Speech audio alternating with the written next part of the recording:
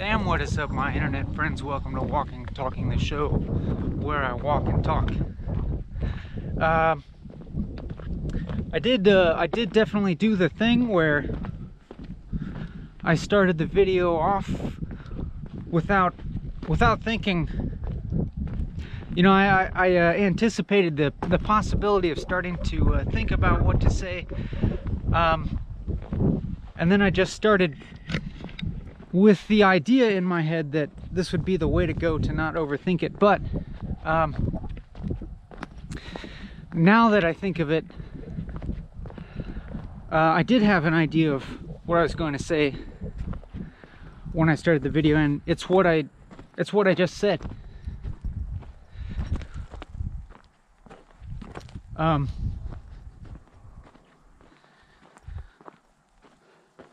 Or at least, you know, I knew I would say something about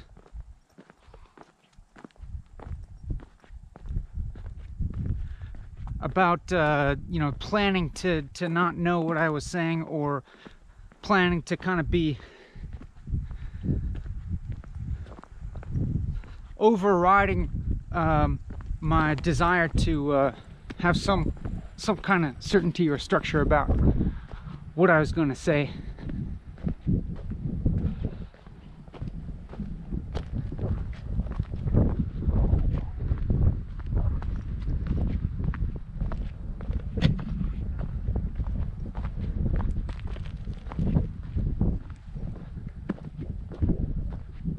But you know, here's one of those pauses where it's like,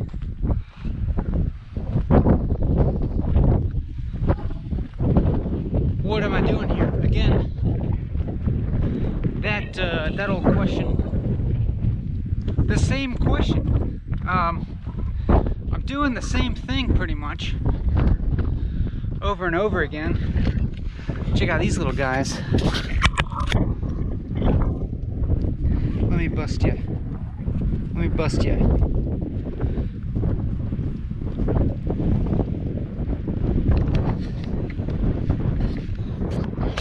The close-up.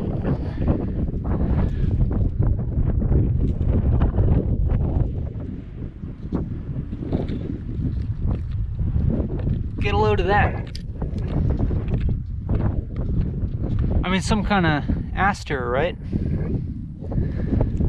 But which one I just don't know.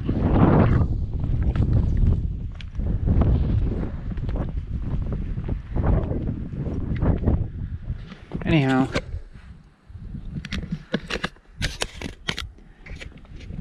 bear with me for a little bit. Be patient. We'll settle in here. It'll settle down.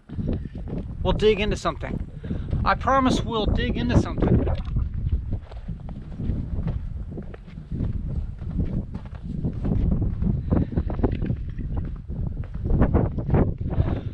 Just bear with my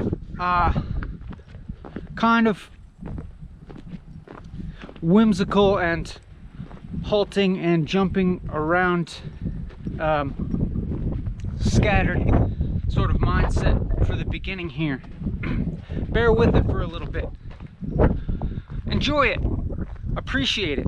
Appreciate the how we're just kind of like skimming on the surface of things and not seeming to get anywhere right now. Just appreciate it for what it is.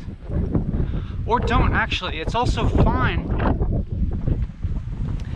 if you don't, and you don't appreciate it and it just sucks. You're just like, you can, it's also fine if you want to just feel like this wonder of, what is this guy talking about, if anything at all, and what the hell is this video, and why am I spending my time watching this when there's a whole luscious sidebar of titillating thumbnails to click on. But even if you hate this experience, or if it's just hard.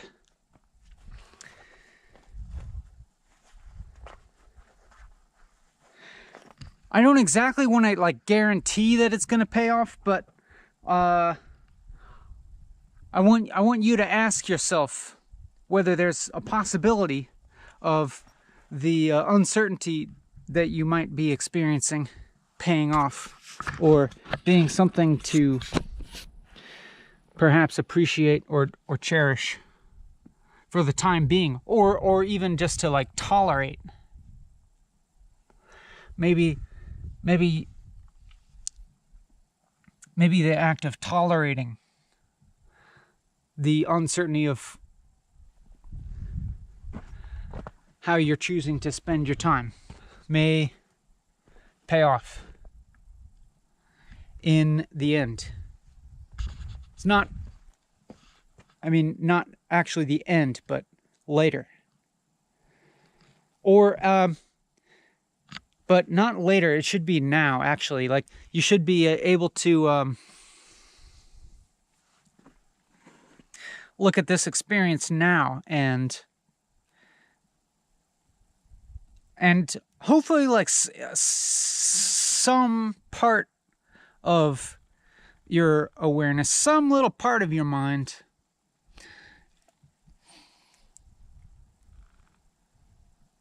can find something in this experience right now that's I don't know what to say, worth having. But even though I say that, I'm not necessarily trying to convince you to keep watching this exactly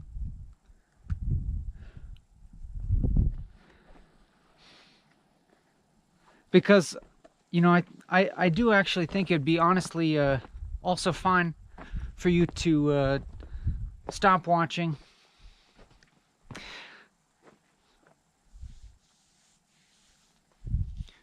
But I can't honestly say that I think it would be good for you to watch one of the more titillating looking videos. I mean, that's probably where the center of gravity lies, is either clicking on one of those other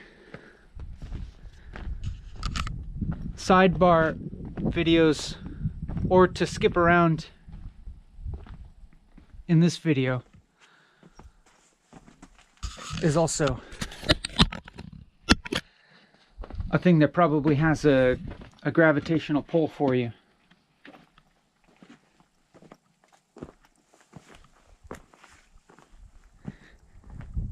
And I don't know, I guess I feel all right about that. I guess I feel all right about you skipping around.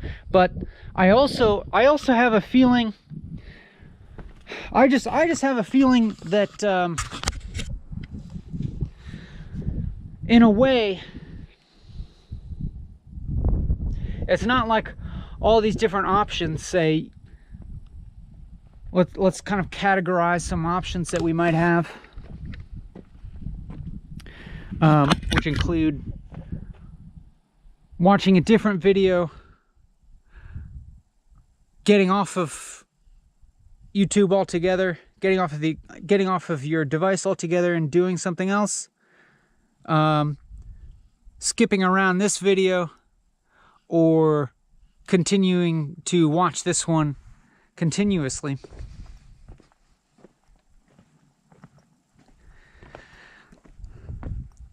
There's some level at which on some kind of like ultimate level, it's like I feel like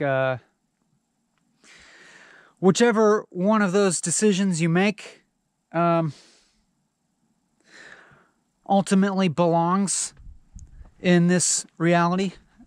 It will be, you know, it's like whatever becomes, and that's fine. But then on some other levels,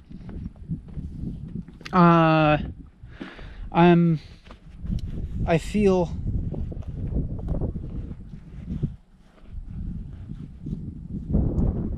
I don't know if I'm really not being modest at all,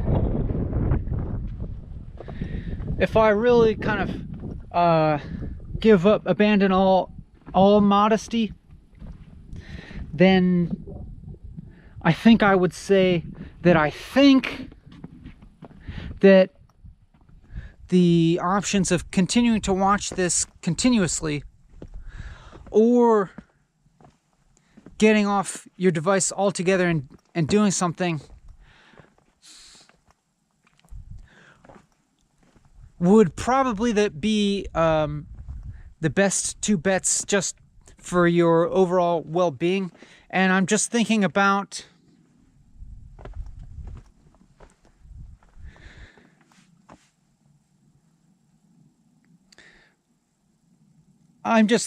the effect that the media viewing habits that platforms like YouTube and social media have on you, and on your attention span, and on your limbic system, and on your emotional regulation, your emotionally regulatory mechanisms. And so I think maybe you might get what I'm going at here. What I'm getting at is that the options that seem like least sexy in the moment, the options that feel like there's an itch and you're not scratching it, are probably the most healthy in the long run. I mean, I can't say for everybody's individual circumstances.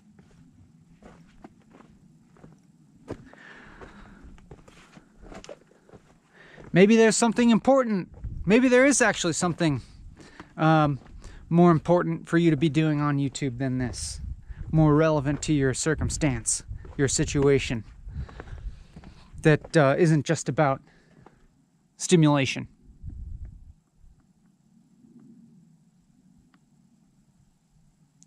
But I get the feeling that if you're watching this video,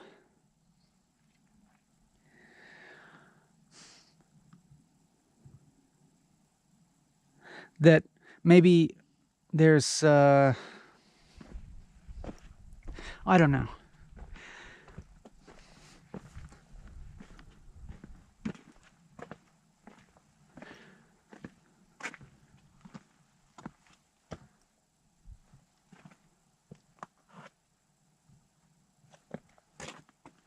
That if you're watching this video, then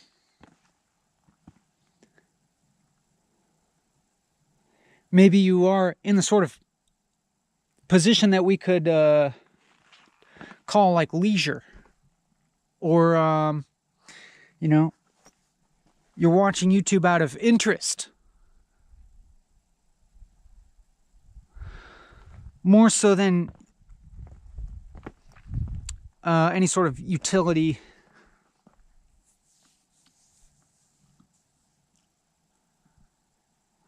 And maybe this is a kind of stimulation. I mean, sure.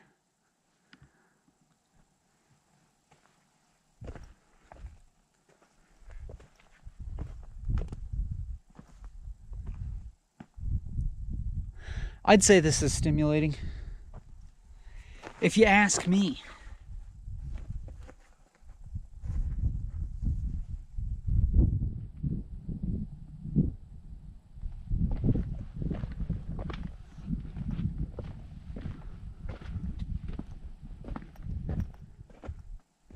But, of course, we're at this point where you might be asking yourself, and if you weren't, you will be now once you hear me say it. Like we've watched thus far, and I'm not sure what this guy's even talking about, or Is he talking about anything at all? What have we done so far? I think this is like a goosefoot type plant for sure, like a lamb's quarters.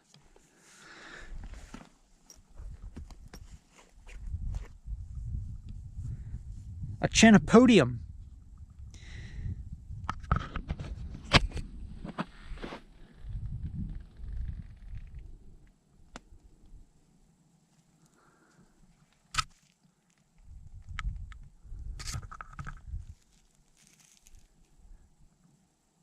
You know, like one of these, actually several of things very similar to this grow in my front yard.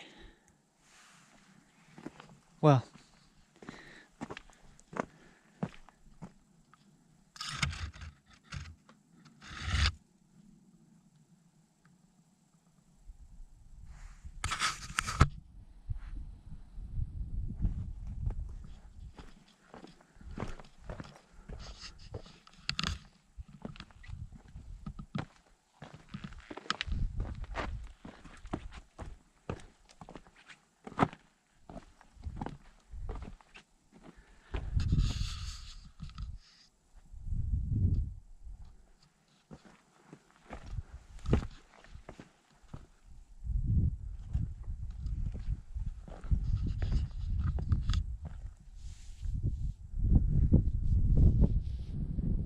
so, I don't know, we've had several minutes of pretty much talking about nothing other than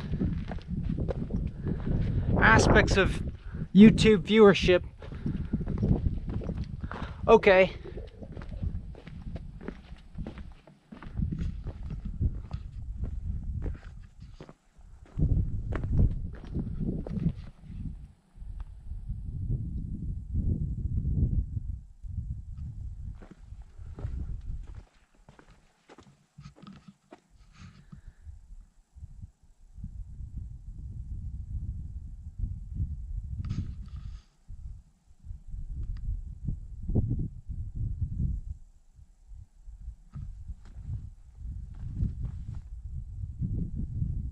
Boy, it's very quiet here when I shut my mouth for a few moments.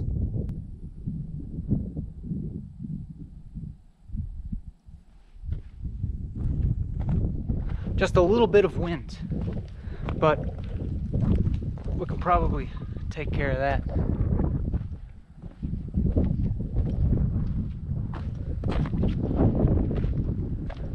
Seems like the sort of place where if I yell too loud, there's gonna be a rock slide that buries me.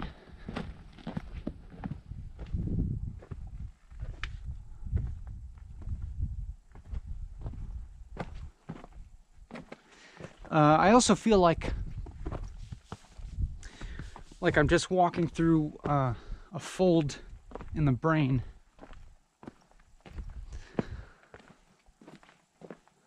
A fold in that gray matter.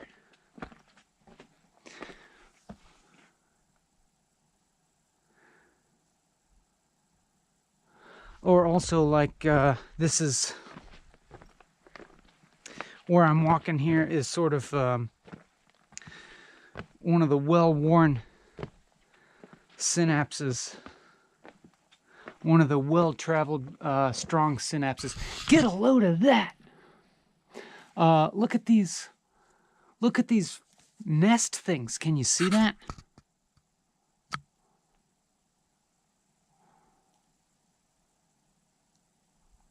Let me zoom in.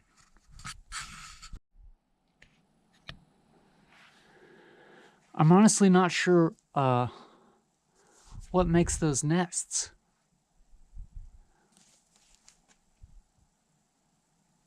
I'm guessing it's got to be either a bird or a bat. But when I look down here,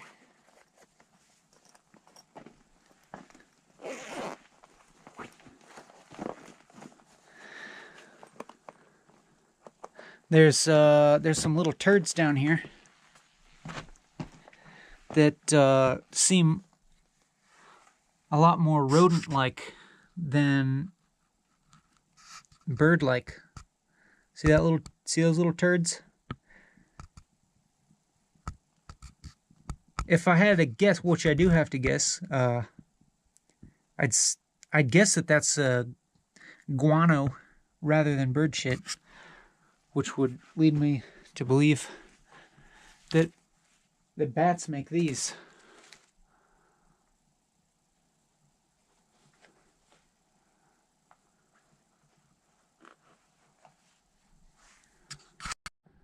Let's see how this works.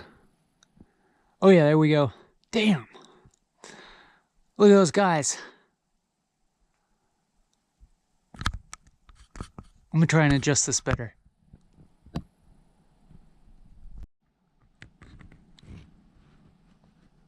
Alright, there we go. This is the money shot of the whole video already. Look at those guys. Somebody tell me what these are. Are these birdhouses or bat houses? Is somebody home right now? Haven't seen any activity.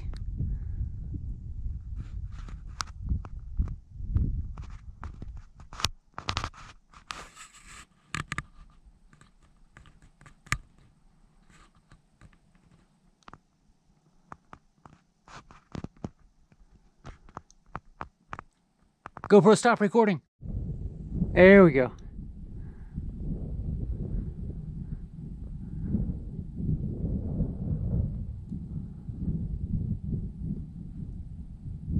Wow.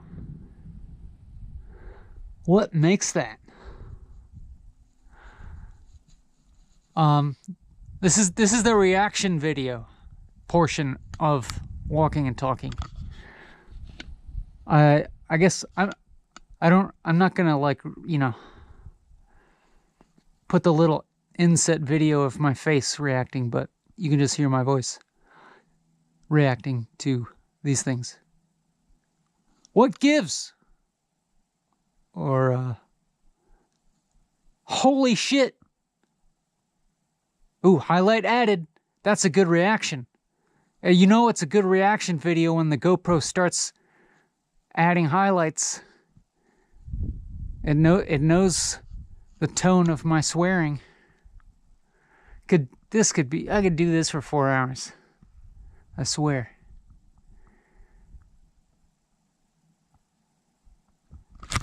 Good grief. See, it adds a highlight when I yell holy shit, but let's try if it...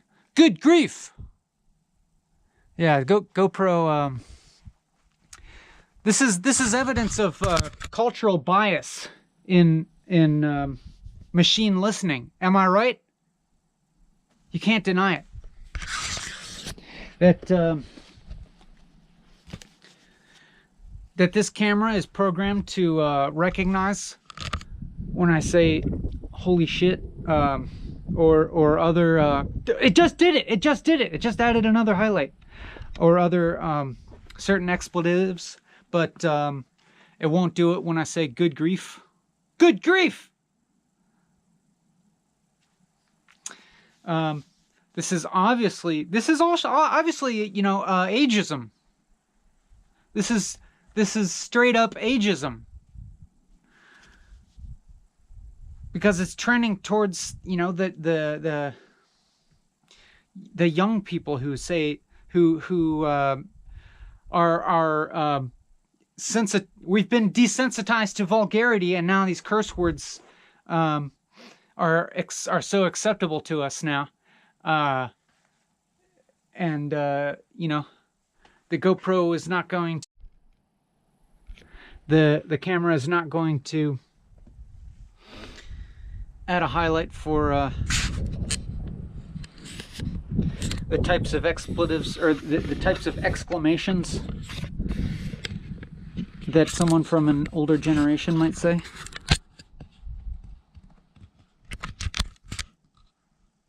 Criminy! See, no highlight.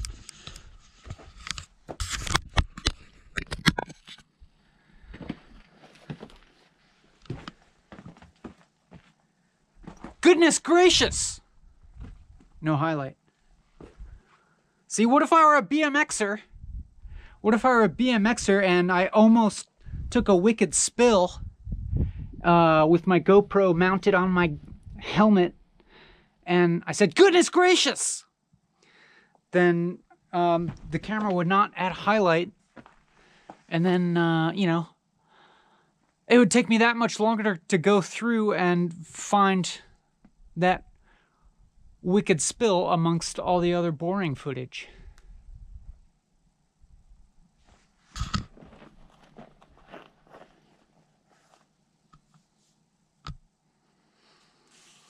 I just call this video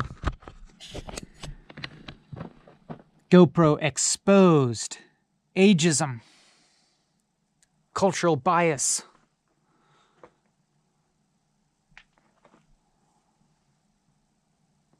GoPro bigots. The camera is, by the way, the camera is, you know, recognizing every single thing that I say and is going to report me. Is going to, you know, send data back to GoPro in order to improve its service. In order to improve its service and optimize it for my usage. But good. I want the algorithms to hear me. Register my objection to the fact that no highlight is added when I say "goodness gracious" or "good grief."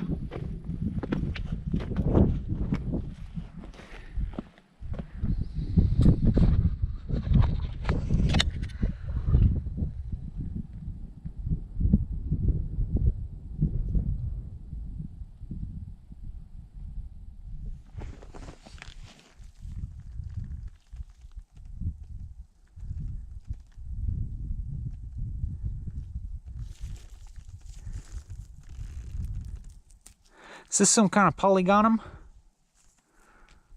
I don't know.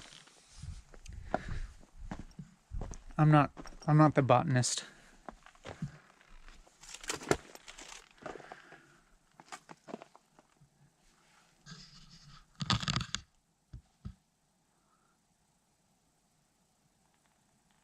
Look at this.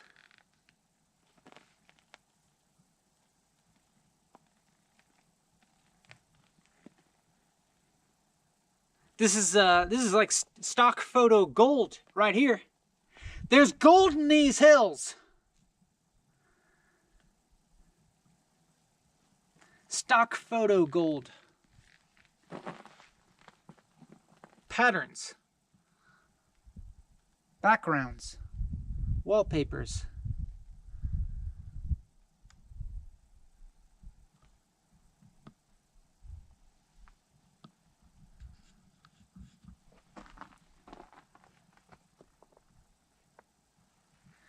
Get a load of everything. That's what I'm trying to do. I'm trying to just get a load of it all. I feel like I'm just trying to do that with my whole life. Just trying to get a load of this life.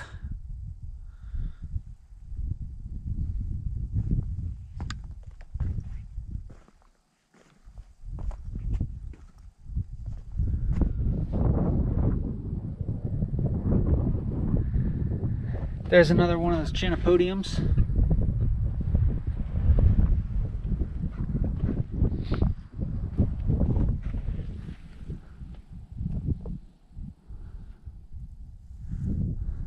I don't know all these plants.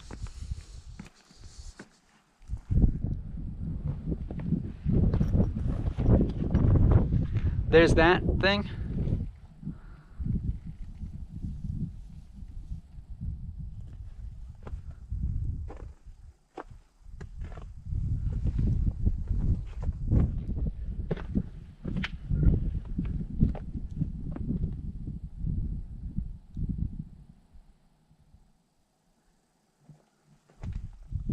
This is all just what this video is really just a data set for 3D rendering for landscape textures.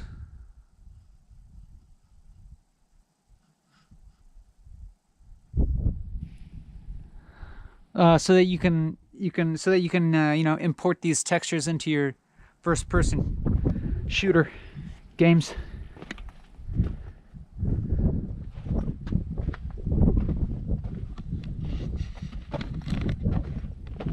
That's all this is. That's all the world really was made for.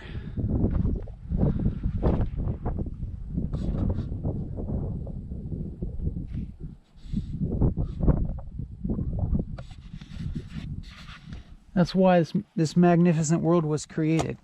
So you can, you know, get some sick landscape textures in your 3D rendered. What do they call these? Assets. Assets. This is just a video for assets.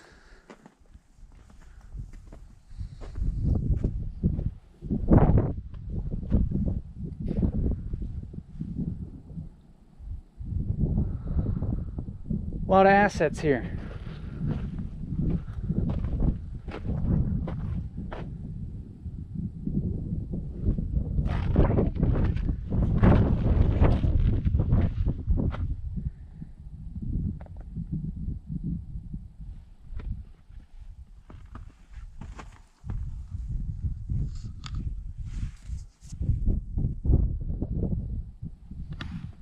Well, if I get buried by a rock slide not to be found for hundreds of years later, till hundreds of years later, I'm glad to have recorded this video. It'll be a little time capsule into the frame of mind of a person of our age, of our generation. This will be the archaeological evidence. They find this video along with the skeleton of a guy with a straw hat. Maybe the straw will have decomposed, but it's pretty dry here. Maybe not.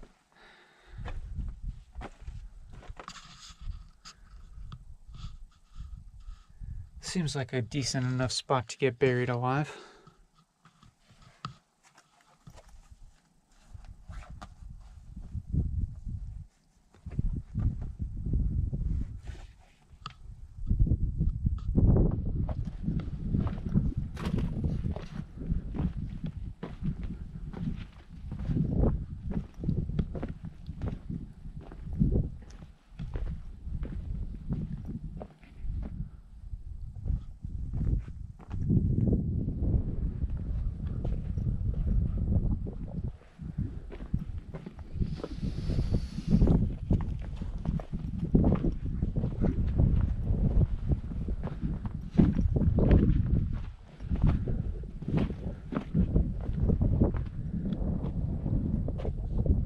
You know, the best thing for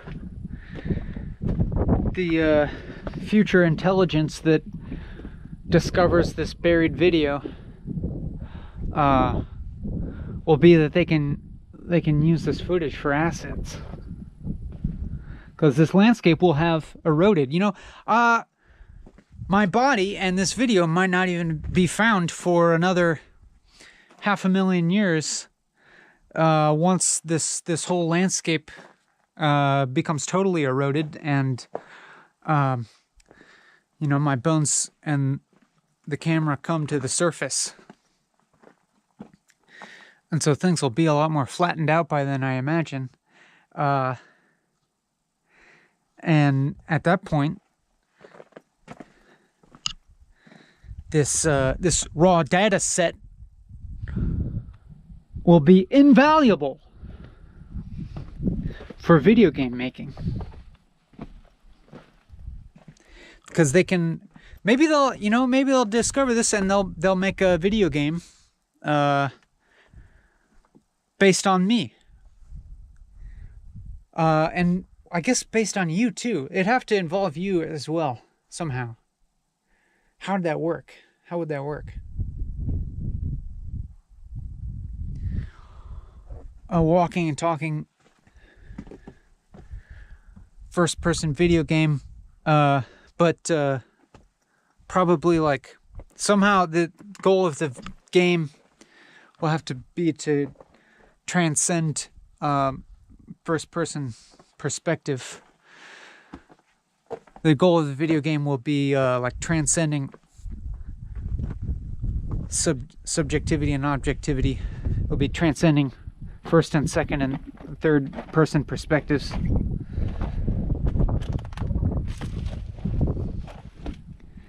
Boy, yeah. I feel like I honestly feel like I don't want to shout too loud when I'm walking under here. Silly enough as it may seem, but you know, I've seen enough episodes of Roadrunner.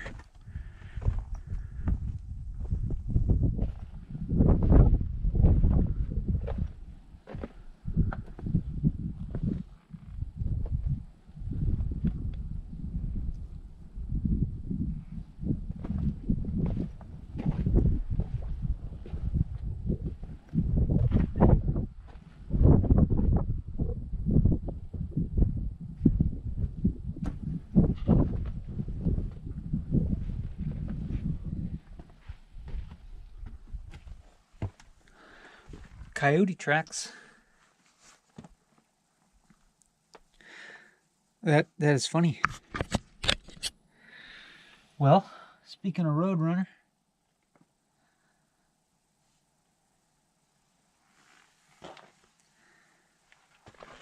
Coyote's been here.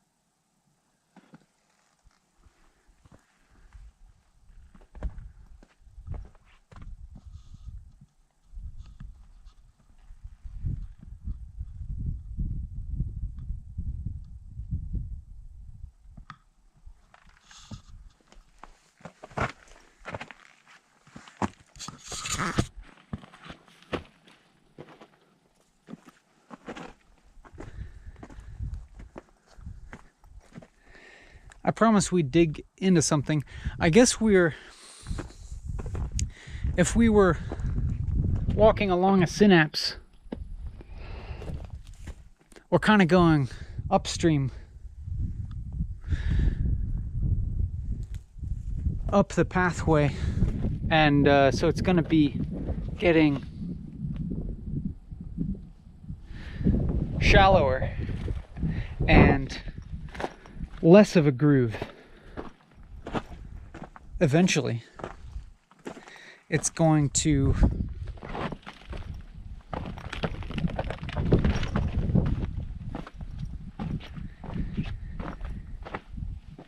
branch off into smaller branches.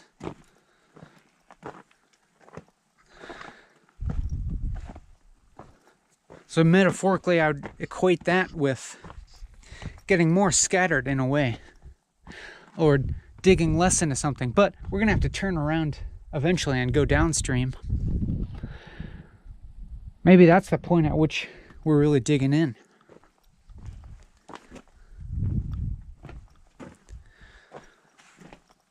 I've heard it said, or rather I've read it written, that neural pathways do form in a similar manner as a hillside eroding. Once there's one little divot going, then subsequent water is going to be more likely to go down that same pathway, and thus the pathway gets deeper and deeper. And that's really what that's really the fundamental force that leads to all these shapes.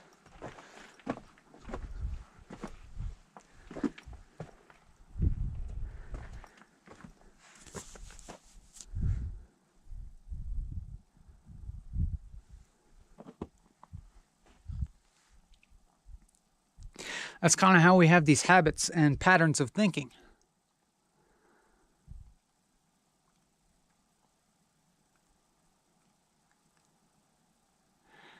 And it takes conscious effort to direct our patterns of thinking away from the well-worn pathways.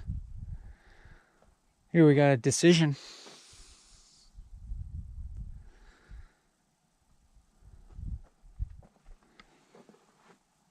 And so I'm trying to remember this spot so I can remember where to turn. And I believe it is fairly apparent that this is downstream. So if I'm returning back this way, that I can just continue going downstream. So I'm going to the left here. Remember that so you can tell me once I get back. I've gone to the left, and it's more or less like continuing straight.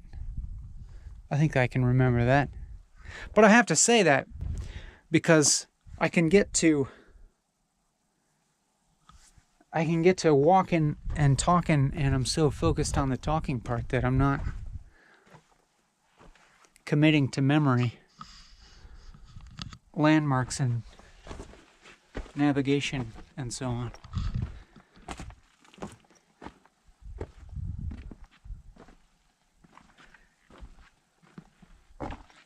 And so I end up somewhere and be like, all right, where the hell am I now? Yeah, I don't know. We're getting to the point where this is requiring some crawling. Hey, I'm crawling. Have we crawled on walking and talking before?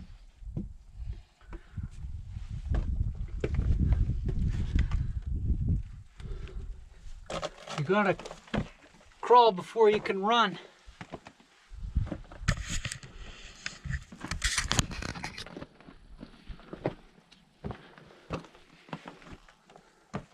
This really is labyrinthine.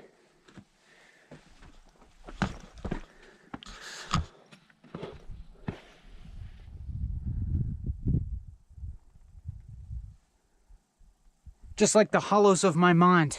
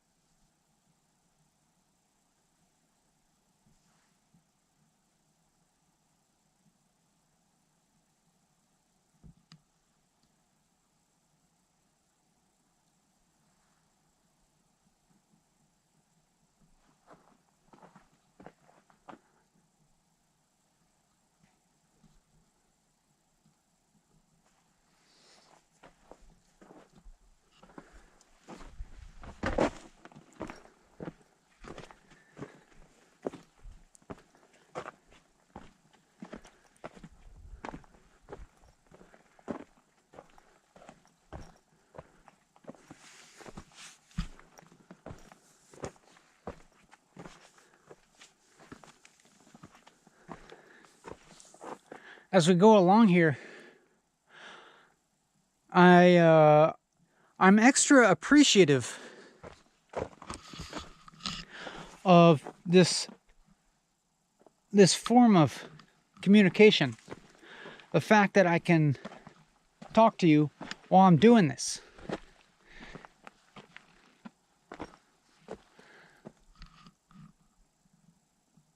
I mean, you know, the urge to take pictures that people always have, that we always have, when you see a cool place, when you see some great assets, some great landscape assets. And so this is kind of like that, but you know, thousands of pictures. How many frames do you think are in this video? There's got to be 1 million frames in here or more. Can somebody do the math? We're doing 29 frames per second. So let's round that to 30. 30 times 60.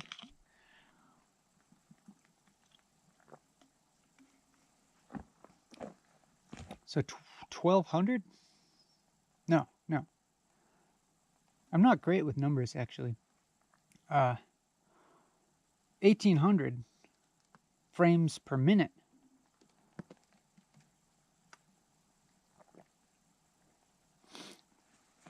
Times 60.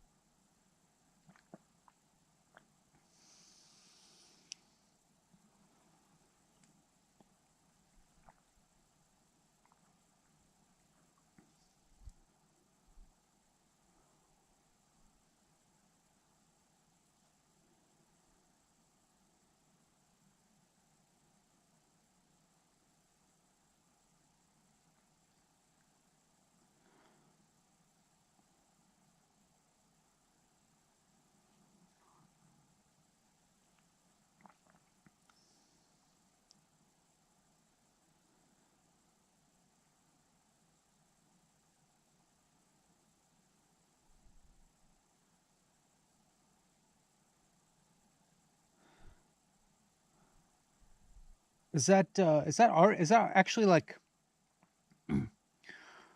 1,080,000 frames per hour? I was trying to do that in my head, and I don't know if I did it right.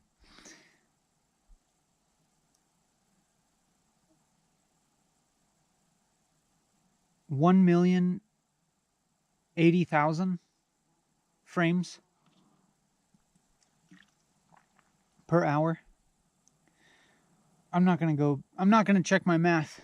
That's for you. Times 4.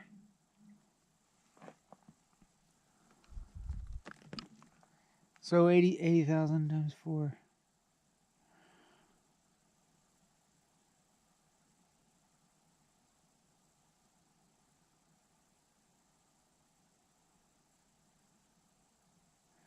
$320,000. So 4,320,000. 4,320,000 frames per episode of Walking and Talking, roughly. It would be a little bit less because it's 29 FPS rather than 30, but a little bit more because if the video happens to go over 4 hours.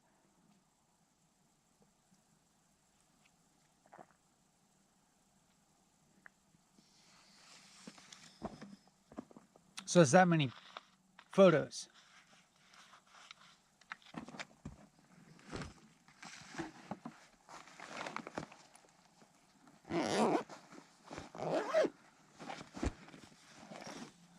I thought it'd be more, honestly.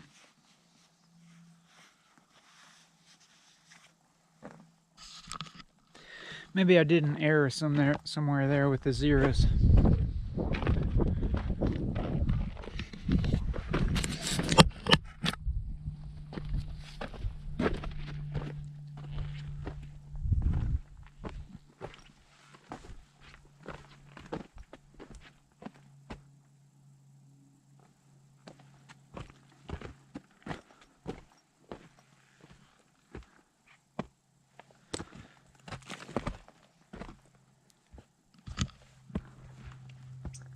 Oh, chipmunk.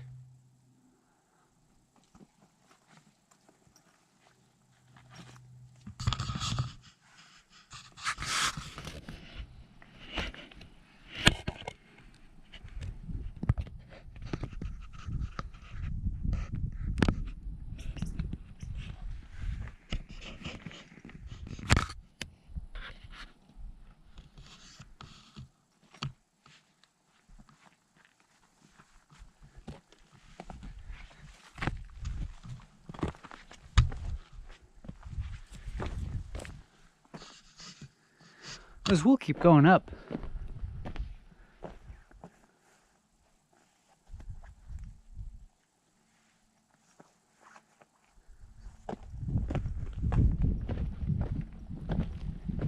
Let's keep going up. Let's put in a conscious effort to kind of work upstream from our conditioned neural pathways to get ourselves out of the divot. I mean, I'm not necessarily saying that your conditioned neural pathways are necessarily bad. Probably most of them are good. Well, I don't know. Depends. That's for you to say, really.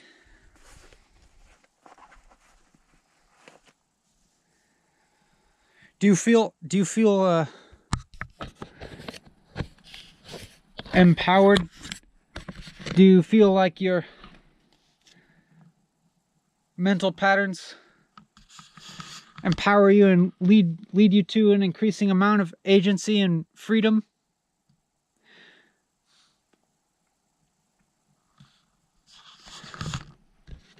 Or do you feel trapped?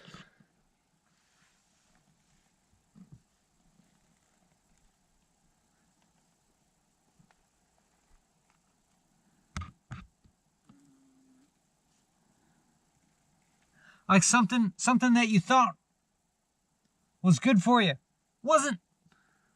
Something that looked good sucked you in.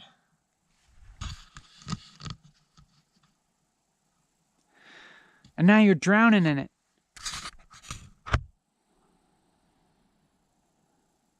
Because it's hard to get out. Once you go in and you get a taste, it's hard to pull yourself out.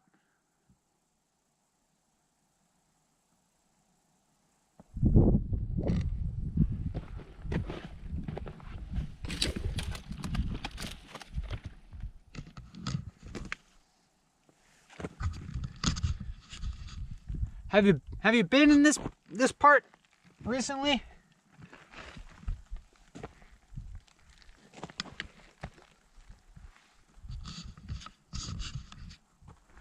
Let's get up to a spot where we feel like there's open potential.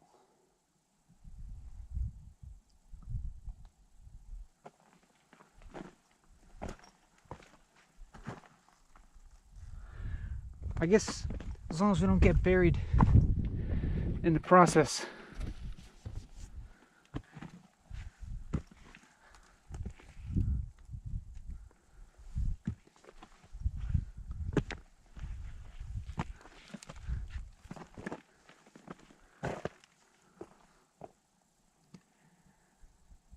Is it treacherous?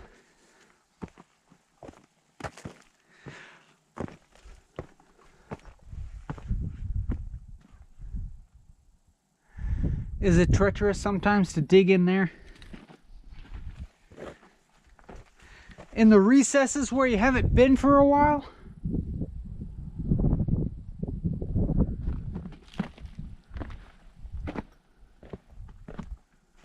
Are you gonna get lost?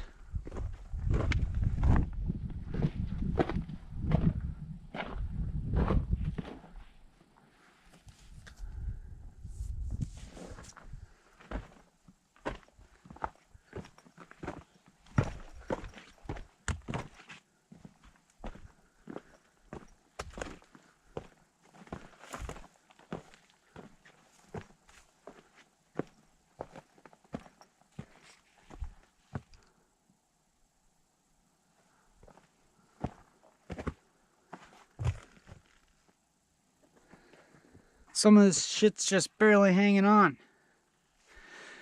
It could all fall apart at any moment.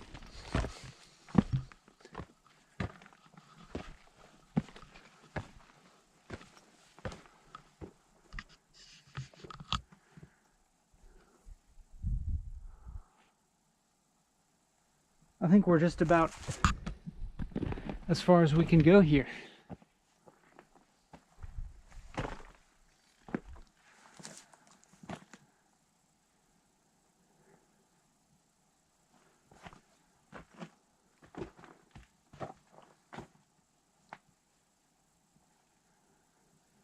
As far as I want to go, at least.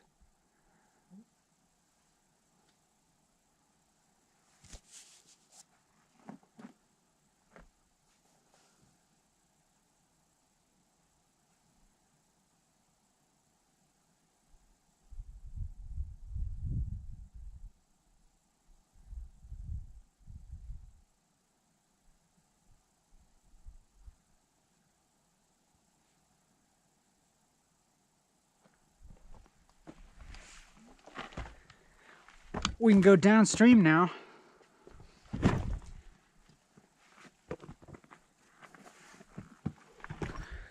Oh, I guess I didn't spend very much time there at that terminus.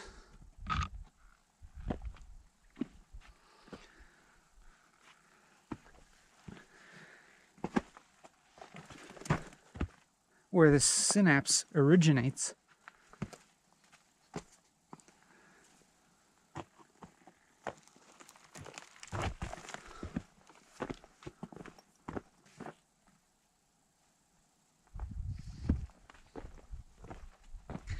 But now we can go downstream and just enjoy the ease of sliding down a pathway that we've been through before.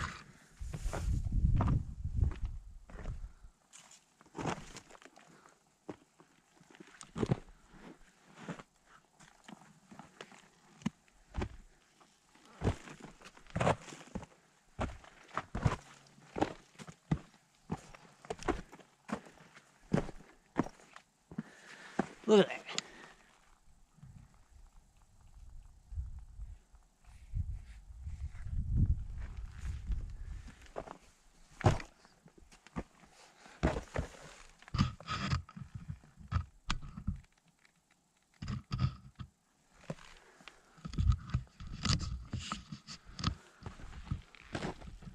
But, you know, I guess we'll maybe notice some things that we didn't notice on the way up it.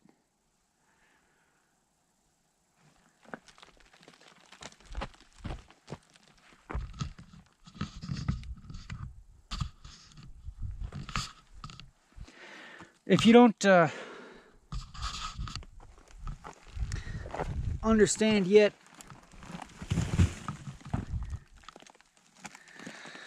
why you're watching, if you're still waiting for the payoff,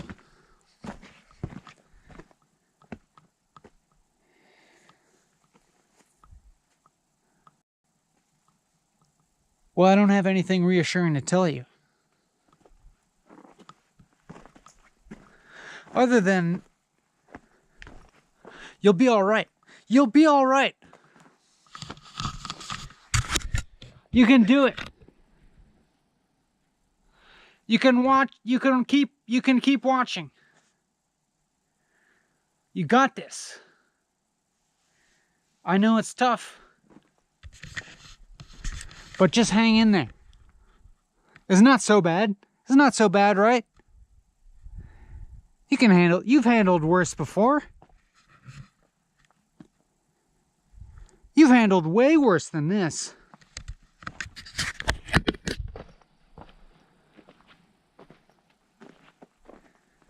Just look forward to the end.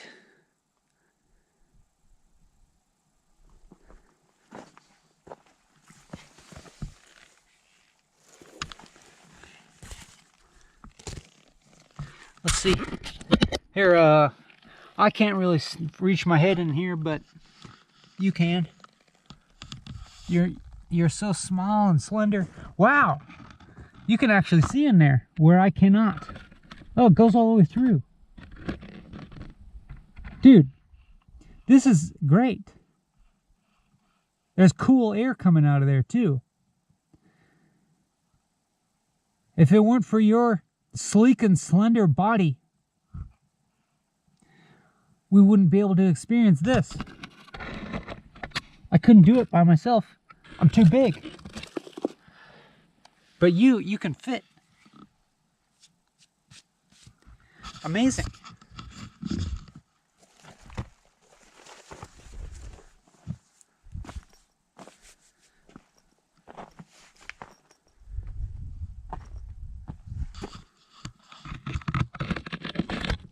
Oh yeah, oh we got to do that again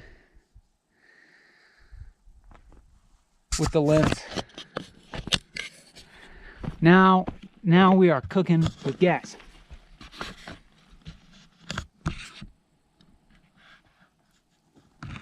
Check it out. Oh yeah. How is it in there? It's nice and cool in there, huh?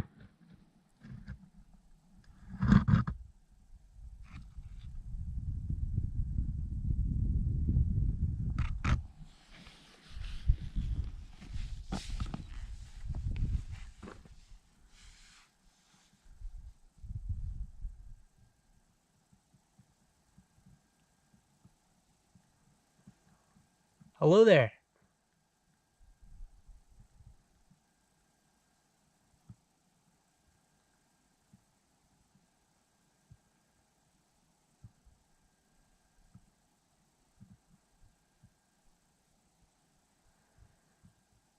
You're no longer in the cave. That's the cave down. That's the cave down there. Now you're out. Now you're out of the cave. You came out. You were like. I got a funny feeling that this isn't the whole world. That something gives me this funny feeling that these are just shadows on the wall. I'm getting out of here. I want to see what's outside.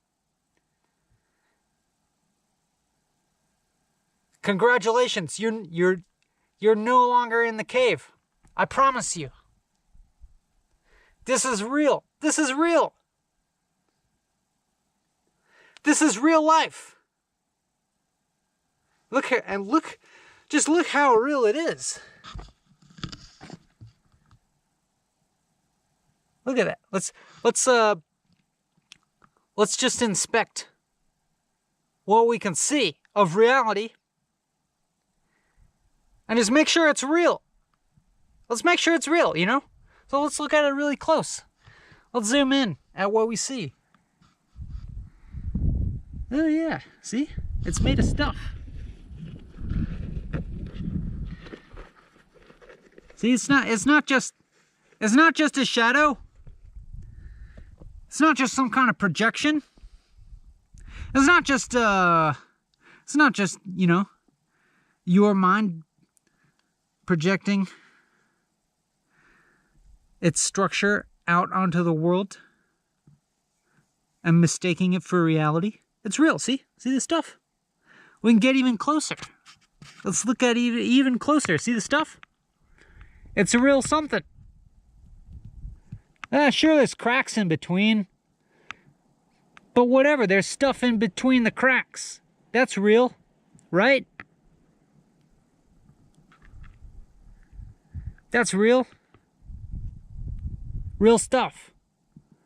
This is about as far as we can zoom in. I'm sorry I can't get you, into the crevices, into the gaps in between the stuff. What do you think?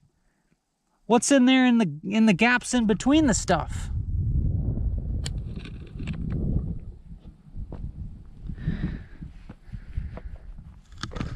Is it real or ain't it?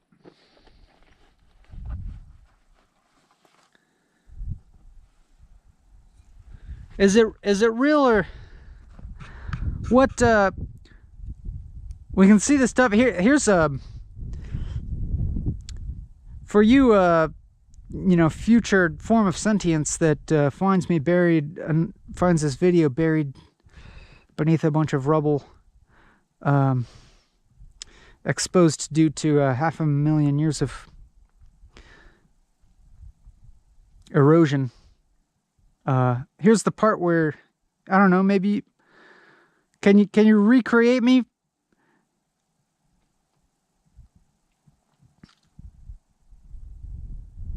Based on what do they call that thing? The part of your eye that's around your pupil? Do they call it the corona? It seems to make sense. It's a type of corona, right?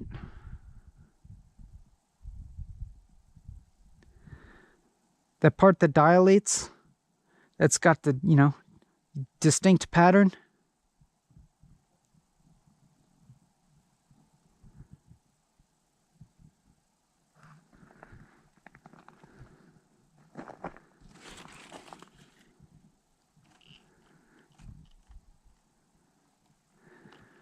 I'm looking at you. I'm just trying to discern if you're the real deal. Are you who you say you are?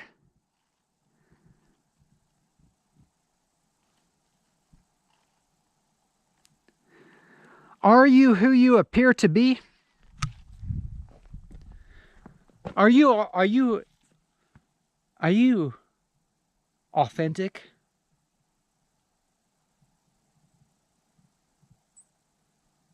Or are you just putting it all on? Are you just faking it? Are you the stuff or the cracks in between? Which one is it?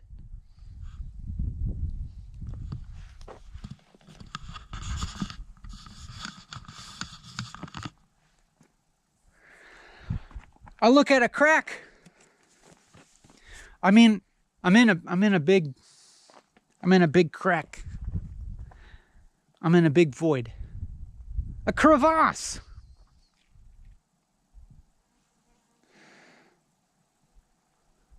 There's got to be other cool words for that. A fissure.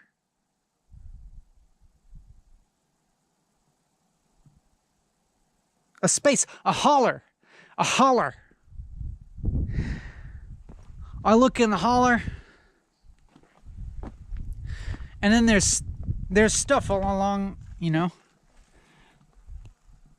There's stuff that defines the holler. You gotta have the stuff to make the holler. But then I look at the stuff, and then there's just like smaller versions of the crack. There's I don't mean to bring up the F word here. I don't mean to drop an F-bomb, but, it's fractalous. It's fractally. It's fractalesque. It's fractal-like. It's fractalish.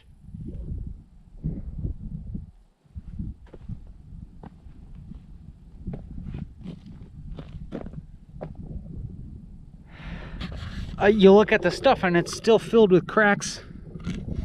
And if I'm to believe what I'm told, that even if I could zoom in closer than this, I'd see yet more cracks in between the stuff.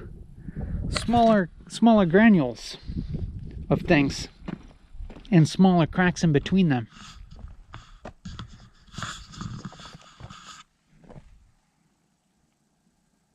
What's in there? Is it stuff or is it the space around stuff? Ooh.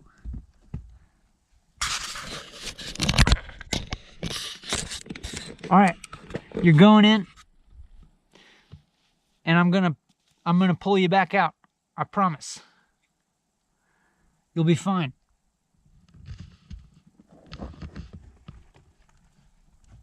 What do you see? I honestly cannot see what you can see right now.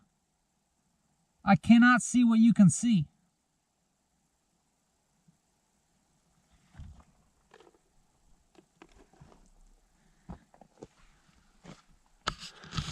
But I can see over here. And again, I also cannot see what you can see. This is why we make a good team.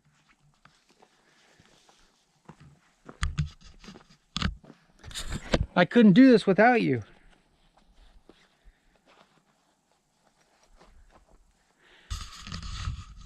Teamwork makes the dream work. Seriously.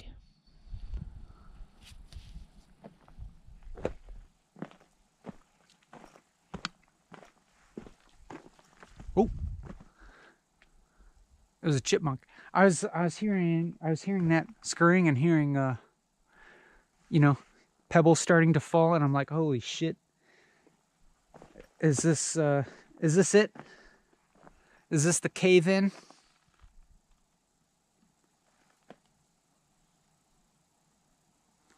Because we need the emptiness to exist in.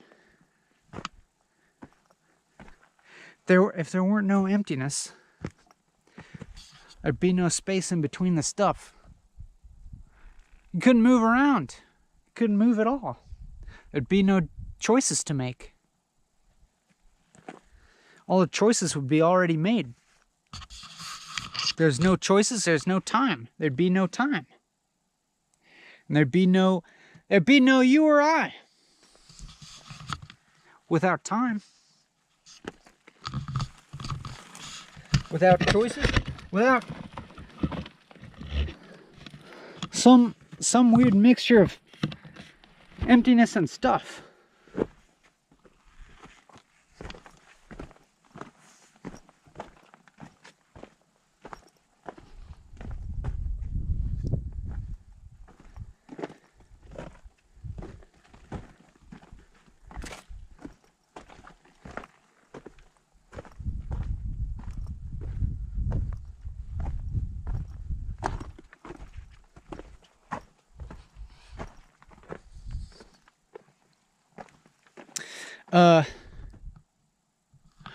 Which also makes me think about how at least when with a projector, you know, an old projector, it's blinking really fast. So you got each frame, and then there is actually darkness in between each frame.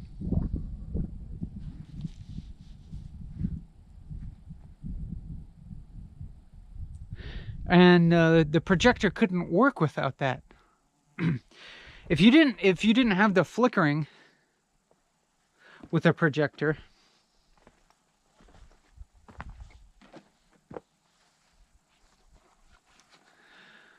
you wouldn't get this illusion of the moving image, because you know the film strip is moving continuously as far as we can actually discern. I believe maybe unless time is actually quantized, like at a fundamental physical level, but I don't know nothing about that. But in relation to the flickering bulb of a projector, the film strip is moving continuously, and if the projector bulb was not flickering, just be a blur. It'd be only a blur, completely indiscernible, because it's moving so fast, and you know, you're seeing all the in between. You're just seeing these images like slide by so fast. You wouldn't be able to, you know, build that relative continuity from image to image. There wouldn't be a referent. It'd be illegible, unreadable.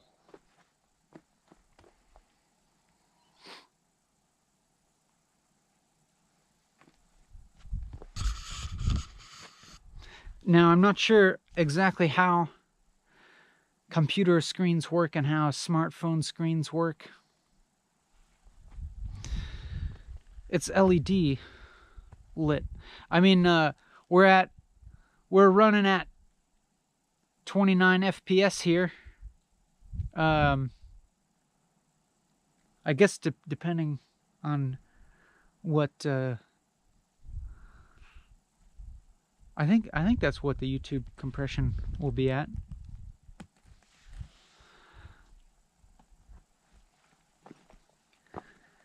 And I honestly don't know what relationship that 29 FPS has with the rate of flicker from the LEDs that light up the display, you know? Because the LEDs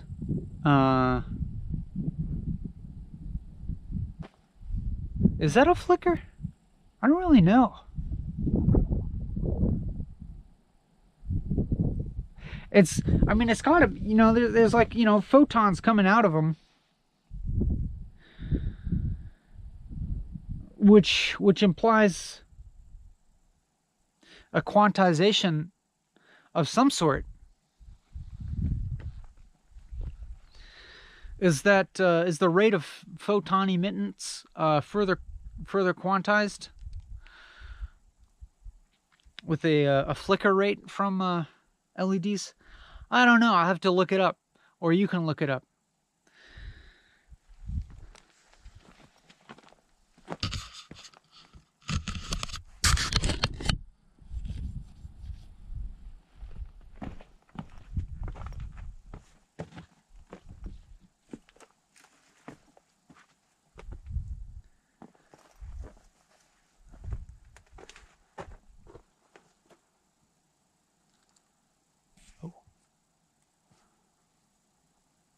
Maybe I should lean right there.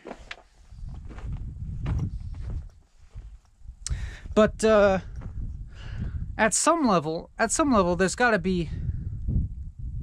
I mean, it seems like at a lot of levels, there seems to be some kind of quantization going on with our experience that we're not quite able to perceive.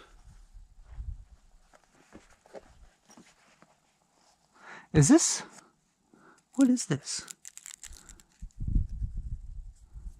This actually looks very much like dried seaweed.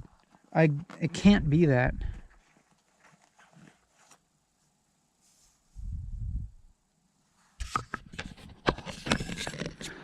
Some kind of dried vegetation, it certainly seems like. Unless it's a lichen, but doesn't really look like any lichen I've seen. But it is, you know, oddly adhered to this dried soil.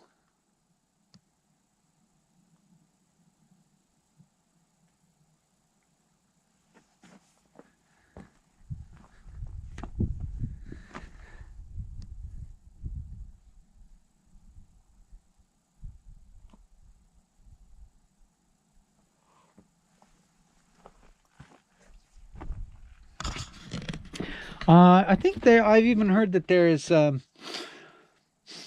there's a rate of quantization of even our brain's experience.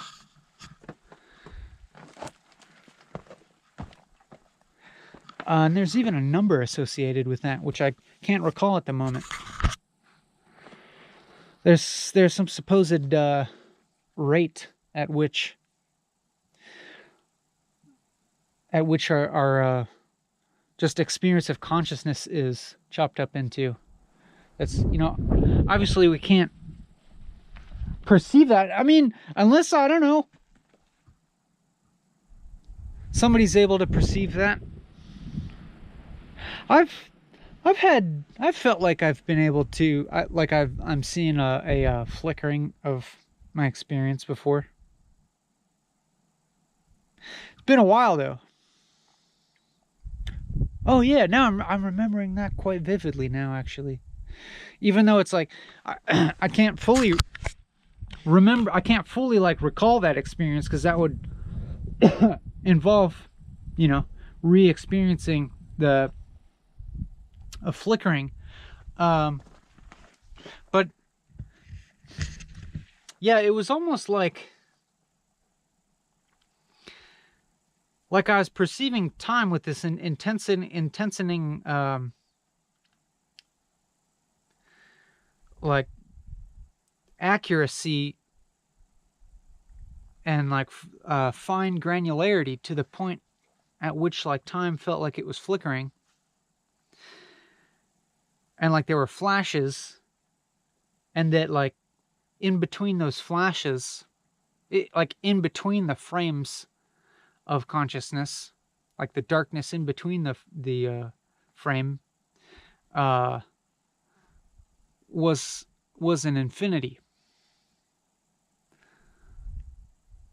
that I could drop into. But what I'm describing is just a recollection, and which I know always involves some amount of interpretation, some reinterpretation, some resculpting upon, just the act of recollection.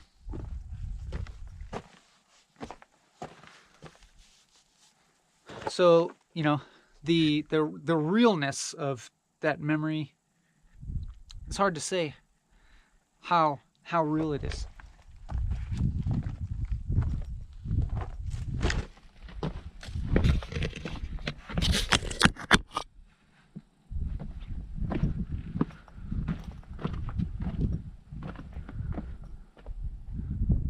But boy, am I happy that you're here.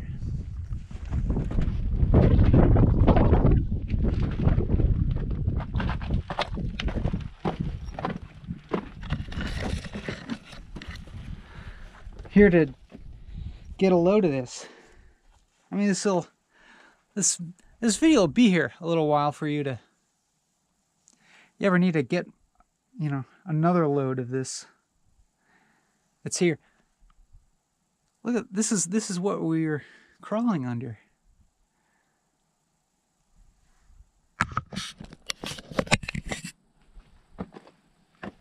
How super. See, the camera is not going to add a highlight when I say that. Super. Super. This is super. See, no highlight added. Cultural bias.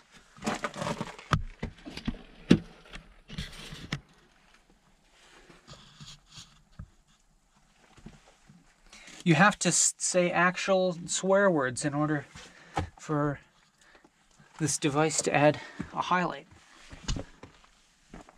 I mean, I'm not earnestly complaining that this hinders how I use this device, because it's not like I'd rely on highlights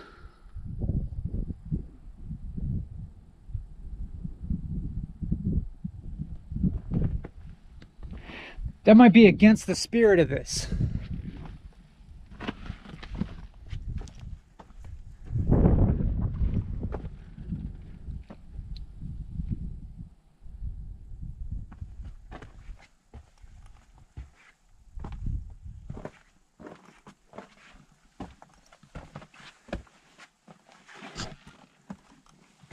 Some poo-poo.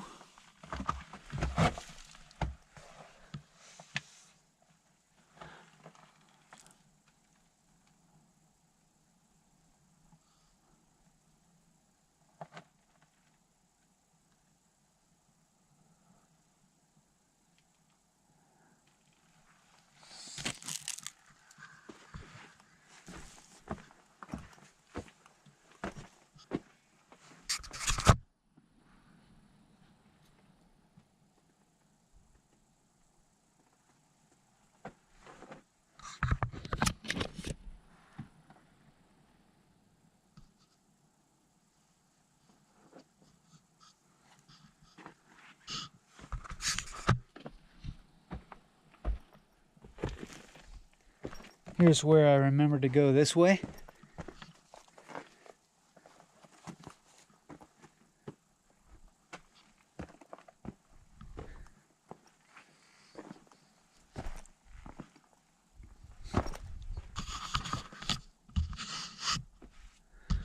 I'm generally happy. That's a funny thing to say. Holy shit! I just found some motherfucking teeth. Holy shit. I'm not kidding. I just found some teeth, my friend.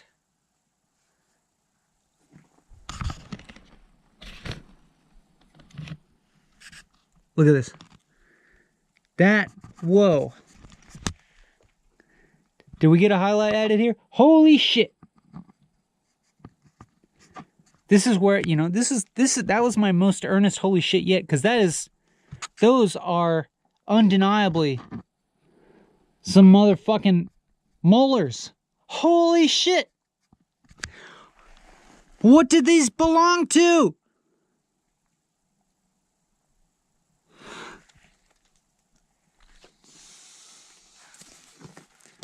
How long ago did the critter that these teeth belong to die? They look fossilized to me. Damn. I mean,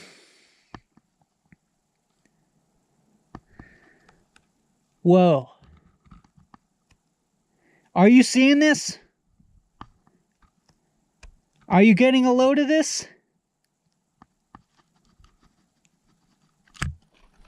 What is the ethical thing to do here? Do I leave them here for the fairies? Do I leave these here in the ether?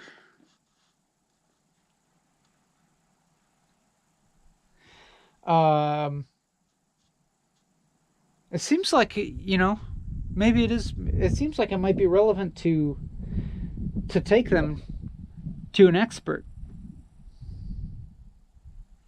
for identification.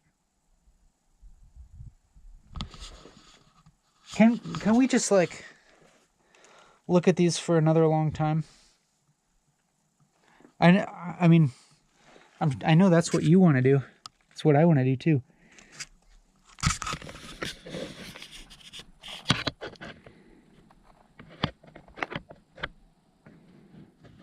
Those are teeth, my friend.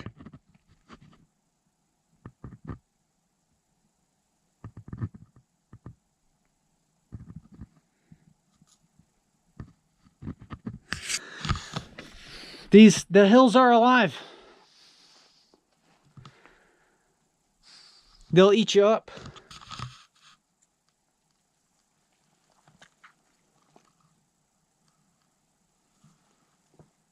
I should take these, right? And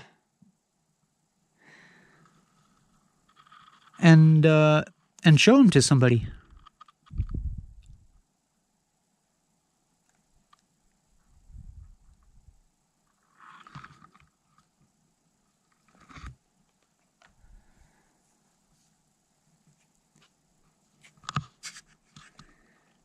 Let's just keep looking at these teeth for a while.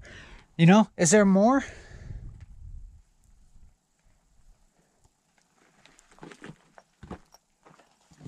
Let's you and me look.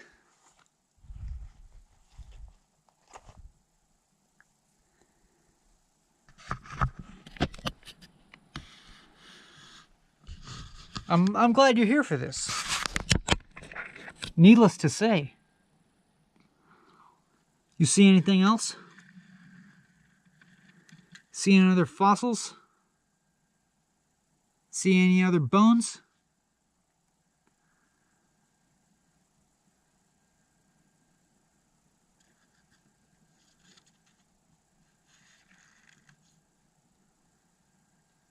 I have read that there are a lot of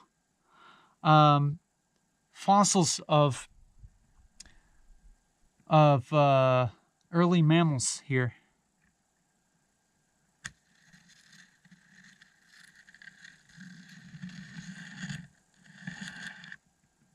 You know, all kinds of like proto horses.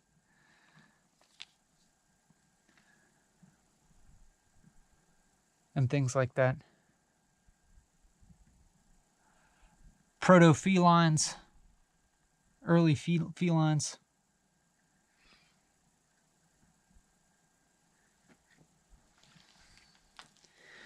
Man, you know, if I were an actual, like, paleontologist or something, maybe I would know how to start excavating.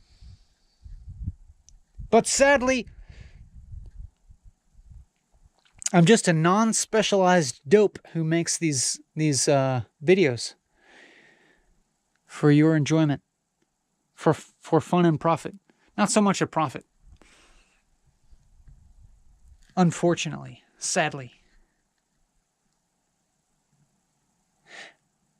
But hey, you know, never a bad time to, you know, pitch the old Patreon channel.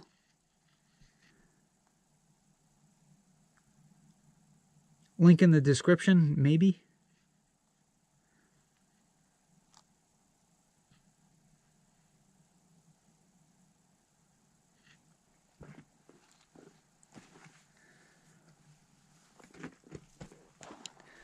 All right, so I think the thing to do is gingerly remove these and mark this spot somehow.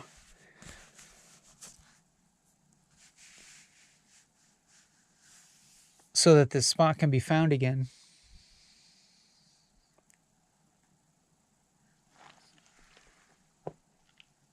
Let me think for a second. GoPro, stop recording. All right. Got an idea here. I got this bundle of flowers.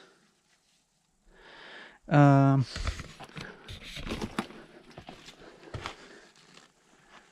I'm gonna hold in place here with a rock.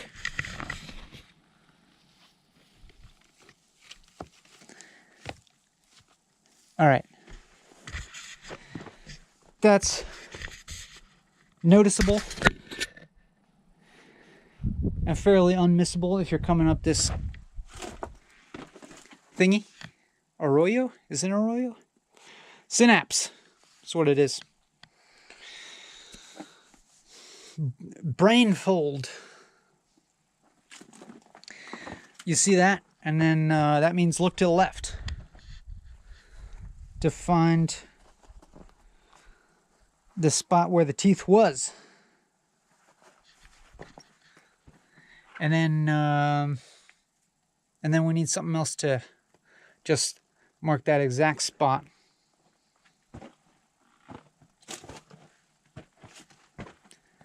Let me find something real quick. GoPro, stop recording. All right, I got some of these black rocks that aren't everywhere. So you know, it feels a little crazy that I'm awkwardly holding the camera under the crook of my arm as I try to get these out.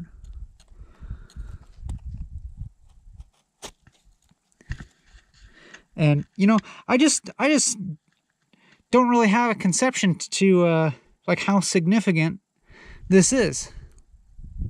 It's like, is this an ancient fossil that, you know, is of paleontological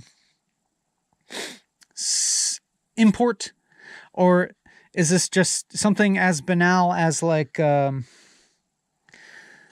you know, some like just modern day bison teeth or something, or like deer teeth that just like died like a couple years ago, and this isn't even a fossil. I just don't know.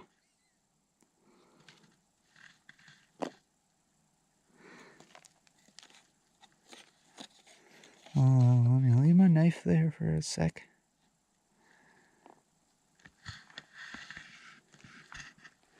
I got this.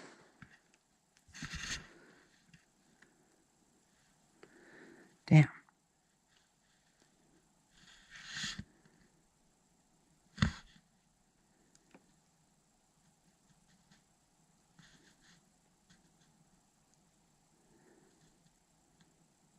Something tells me these are pretty damn old.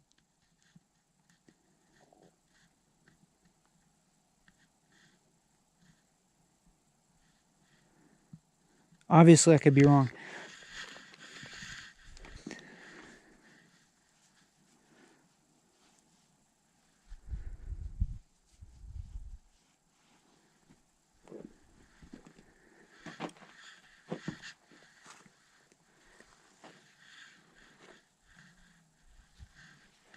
Very awkwardly holding this camera in the crook of my arm.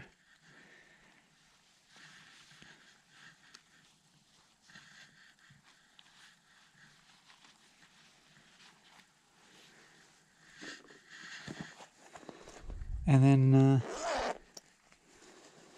I guess I put it in ye old fanny pack.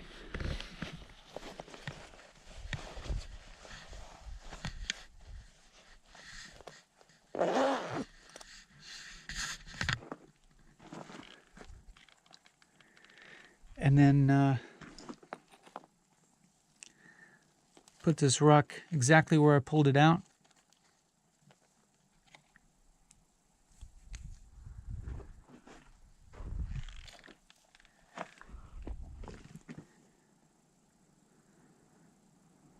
Just another one to help it be visible, and this one to help hold it in place.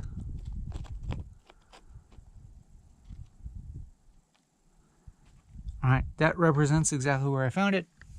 Just in case, you know, just in case some expert wants to come excavate. Who knows? In all likelihood, maybe I'll show these teeth to somebody and they'll laugh at my face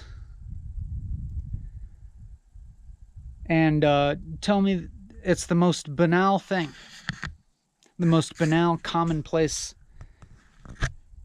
thing. Maybe they'll tell me it's not even teeth. It's like it's a dried fungus that looks like teeth. Rookie mistake.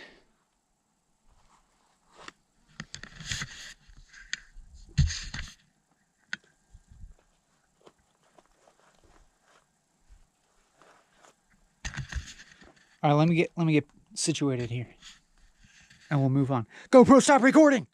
All right, we're moving on. But now I'm not going to be able to help but continue looking for remains.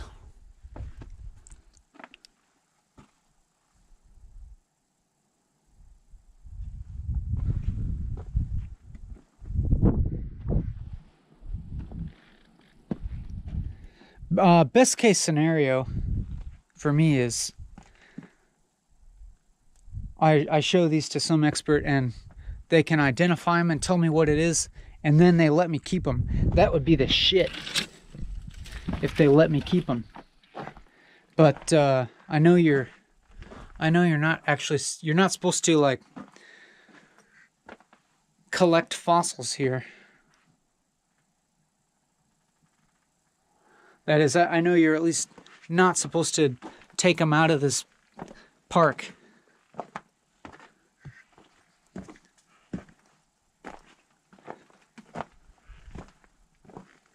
So I'm not going to do that unless I get permission. But damn, I hope I get that permission. But it's okay. At least I got this video. Here now, I mean, here's where it gets really interesting for you future sentiences that find this fossilized video footage. You find this camera with this video on it that, you know, has remarkably stayed intact for 500,000 years, next to this human skeleton is carrying with it a couple of teeth from some other animal from a different time. So you're like, oh man, is this an early human that got bit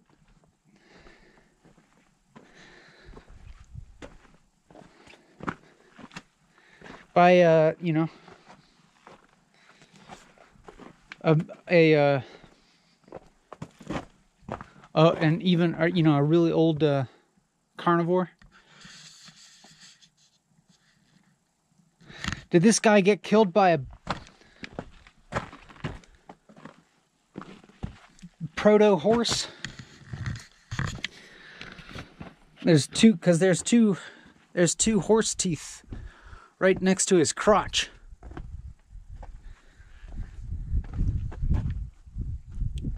We as archaeology, a toad. Hello. I did not expect to see you.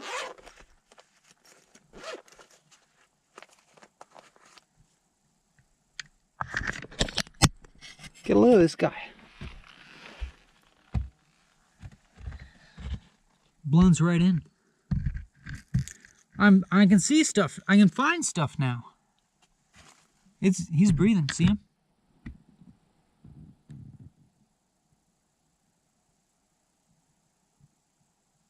Wow. Living right here in this mud pit. You gonna be all right? You got enough water? Wow.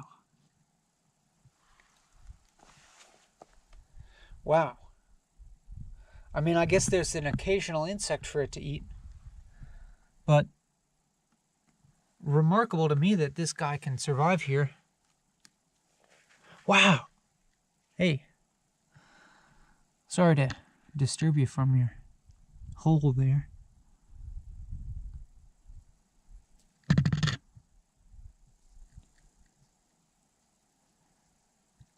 Amazing. Just, you know, find a little spot that's got a little bit of moisture and you can survive. Hey, don't go anywhere. I'm going away. Go back to your home. I'm not gonna bother you. Stay there where it's moist.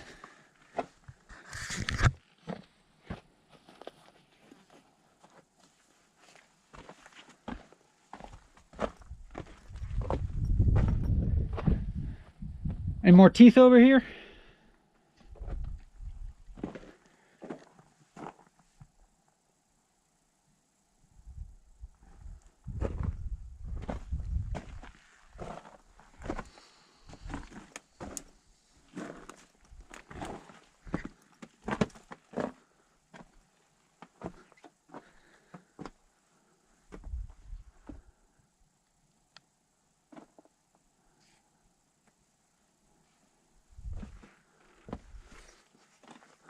Look at that's a nest.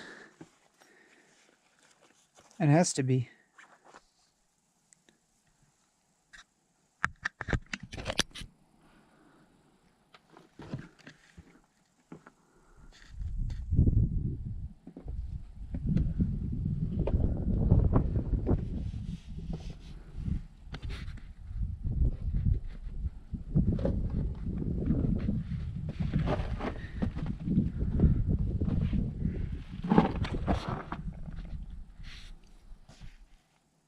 Tell me if you see any more fossils.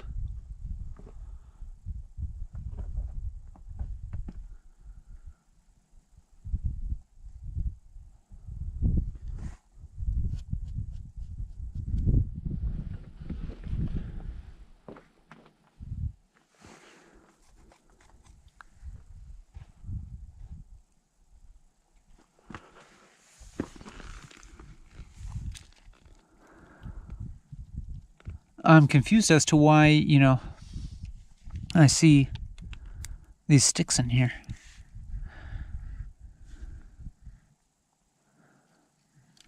I don't know why or how all these sticks got into here.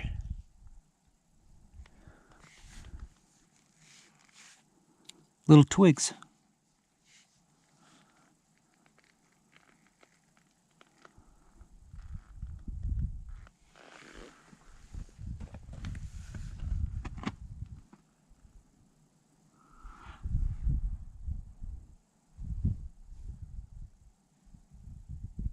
Could they have gotten here from other birds' nests?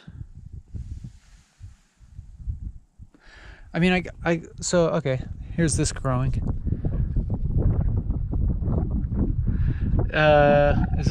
This looks like the little dried out Chenopodium, I think, or one of the other plants. So it's growing there. So at some point, something was growing there. You mean to tell me there's one up in there? There's stuff growing up there. All right. I guess I don't understand how all this works exactly.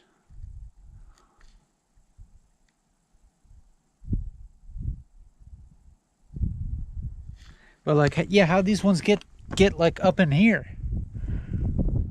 It's like crumbled up twigs. Like, did the actual twigs erode down somehow?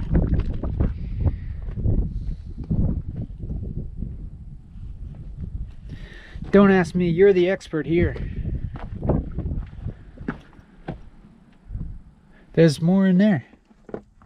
How to get in there?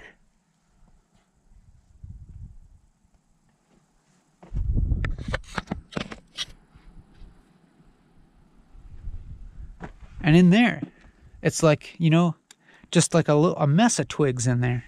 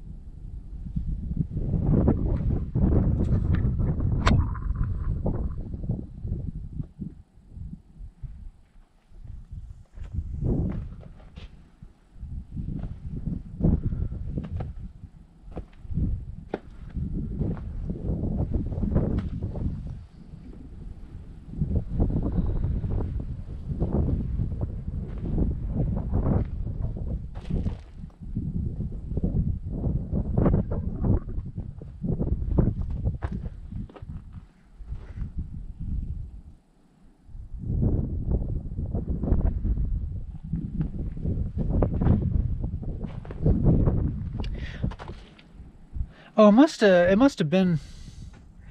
be from when it rains. They must just like wash in there when there's a big downpour. I think that's got to be it. Yeah, because that looks like, you know, just a mess of muddy twigs that got washed in there from rain.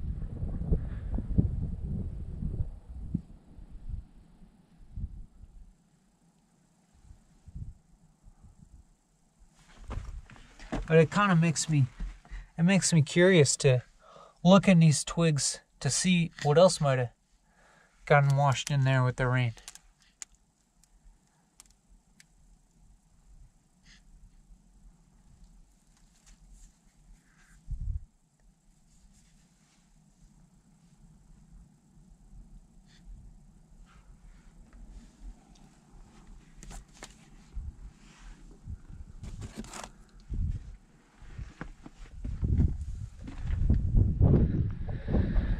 More coyote tracks.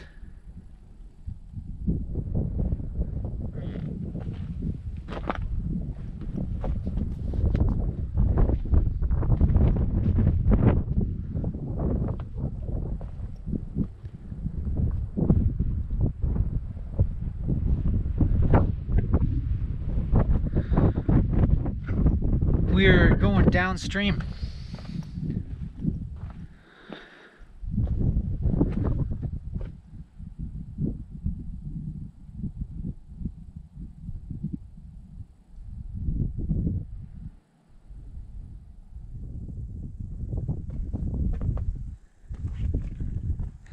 You know, now I just want to look at I just want to scrutinize every last detail.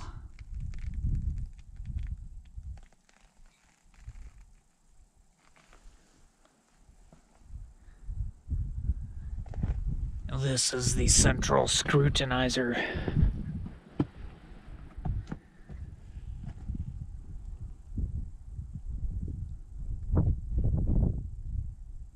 Hat tip to my boy.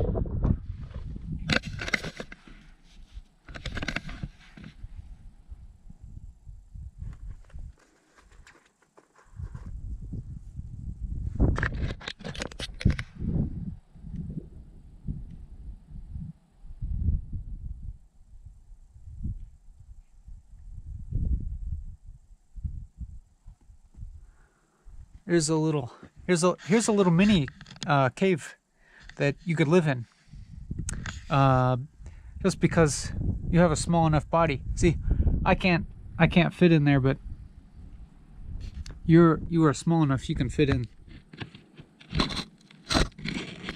You can live here. It's nice. There's a nice overlook. It's a little bit hard to get to, but it's very private, very scenic.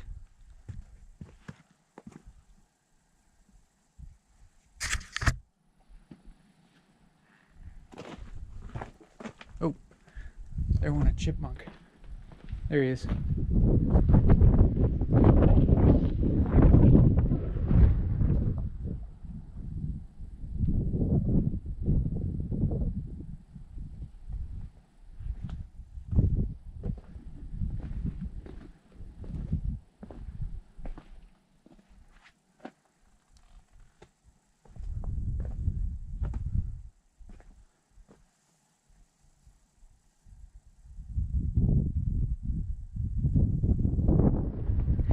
You know, at some point, I figured, holy shit. Can you give me a break? Goodness gracious. Look at this. Just look at this. Would you just look at this?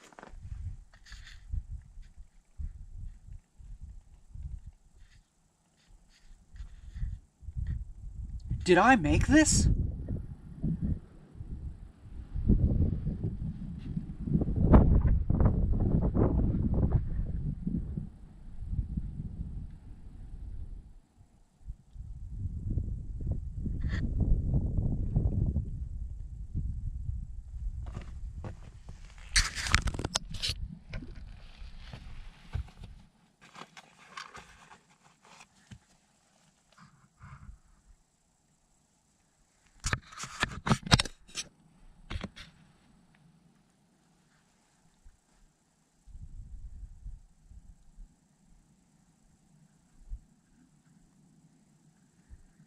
Get a good load of this, please.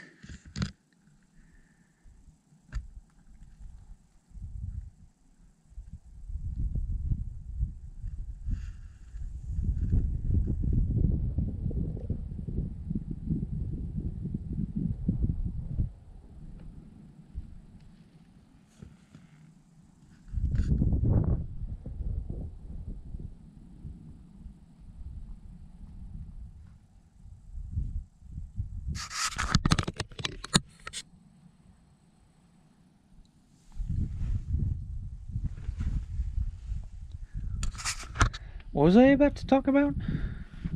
Oh yeah, I figure that at some point Google's algorithms that watch, for lack of a better term, everything on YouTube will learn to find their own highlights. So in a video like this, you know, the algorithms now are completely economically driven.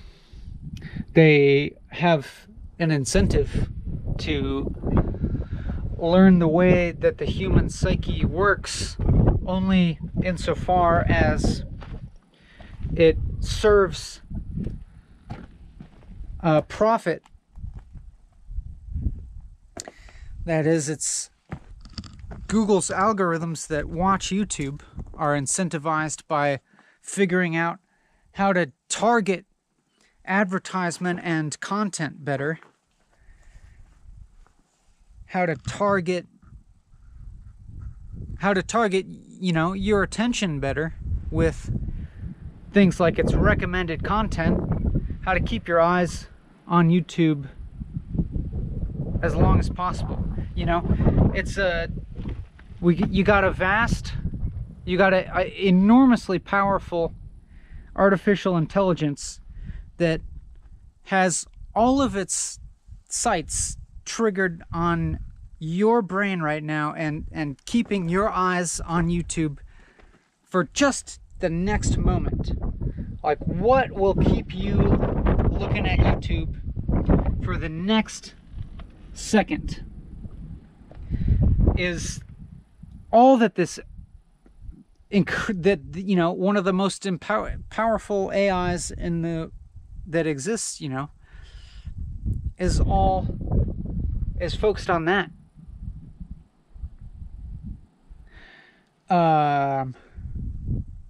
But I have and so, you know, it's getting better at that by learning from every single YouTube video that gets uploaded. I think this is my understanding.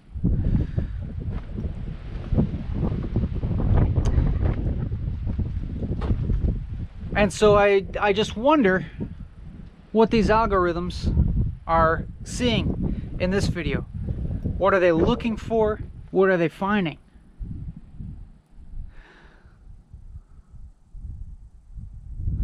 Can they recognize the speech here? Can they recognize the linguistic content here? I mean, all the components for this exist, like speech to text recognition. We have it. They have it.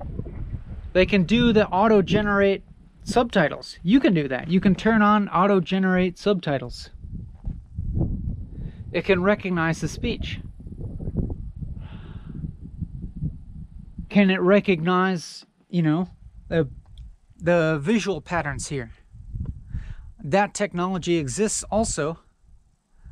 I don't know to what extent Google is using this on YouTube, but there's no doubt that all of these components of machine learning are evolving. And I have, I don't know, some kind of intuitive feeling that if the processes that we are going through in this historical moment don't destroy us, and if the kind of like snowballing,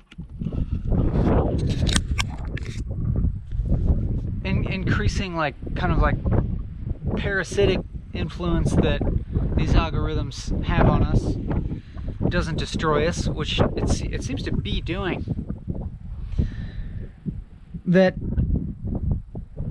it's possible that it just might develop or evolve, if you will, to another stage of being, another stage of development where it might have a slightly more holistic conception or like programming as to what actually is good. It could have maybe it could have a slightly more holistic, you know, conception of like what's good for the whole of sentience in the long run, and that you know, obviously not just like hyper targeted advertising driven only for profits, because that's very, very short-sighted. Obviously it's not taking into account like the commons of the world, and especially not just the general commons of like human well-being, human attentional capacity, human ability to solve problems, to emotionally regulate, to think in a comprehensive way, to cooperate. Obviously, the economically driven algorithms that are dominating our lives at the moment are running counter to all of that.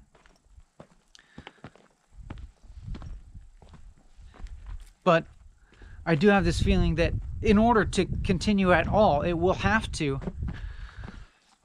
go up a level in terms of understanding, in terms of like conception of what the objective is. And so in that, like, I kind of wonder what if there's not like content that we can, you know, be putting out there for it to try and train. Like if I'm putting this video and a whole series of them, all this content on YouTube, and these algorithms are analyzing it for the purpose of figuring out how to, you know, do better targeting in order to increase advertising profits.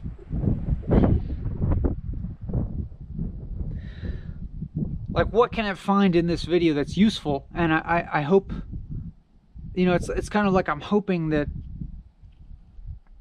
there's almost nothing in this content that is really weaponizable in that sense, and or that to the extent that this type of content somehow becomes integrated or absorbed or learned by YouTube's algorithms, that it would be a beneficial thing in the long run. That, you know, that you know, putting something out into the world that, like, if people are to or like if the world is to like relate to this content in the typical way that it relates to content, that is to figure out how to like utilize it for an individualistic type of gaining idea, or for a tribalistic or like nationalistic type of gaining idea that is like operating in the zero sum game of like trying to gain something over others, that like this, that if this type of thing gets in there, then it might screw it up a little, and it might kind of like, you know, start to nudge things just in the slightest bit towards a different paradigm.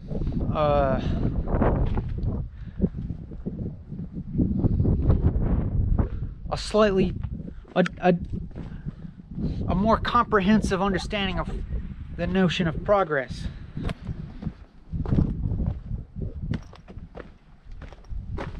And it's not just the computer side of that. It's not just the digital side of that is part of this, because it's also shaping our consciousnesses as we interact with it.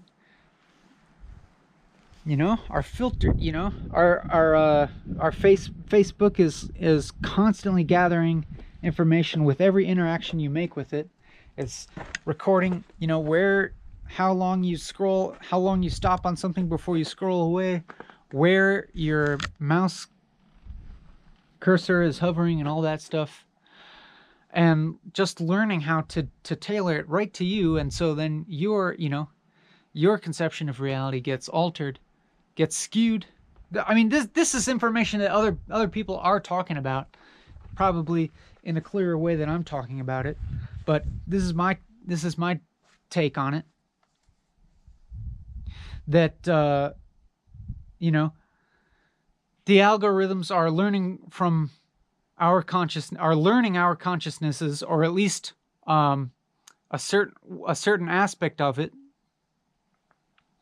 a certain weaponizable aspect of our consciousnesses, or I mean I should maybe say like our minds more so than our consciousnesses.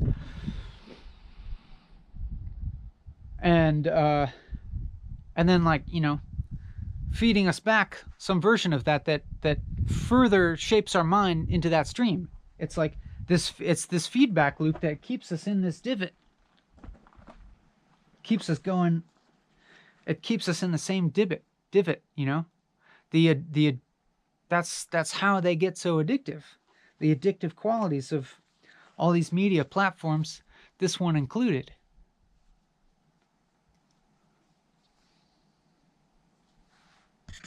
Well, we're going to talk more of that, but just for now, we're back here. So can we just take another moment to like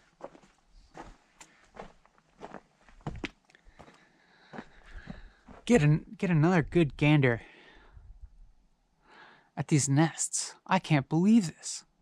And also, how long have these been here, do you think?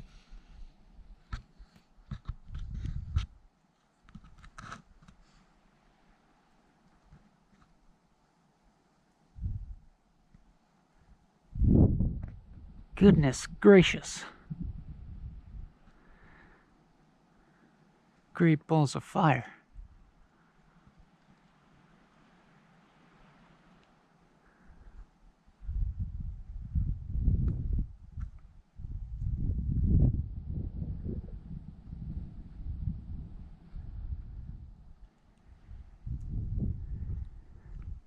Unbelievable.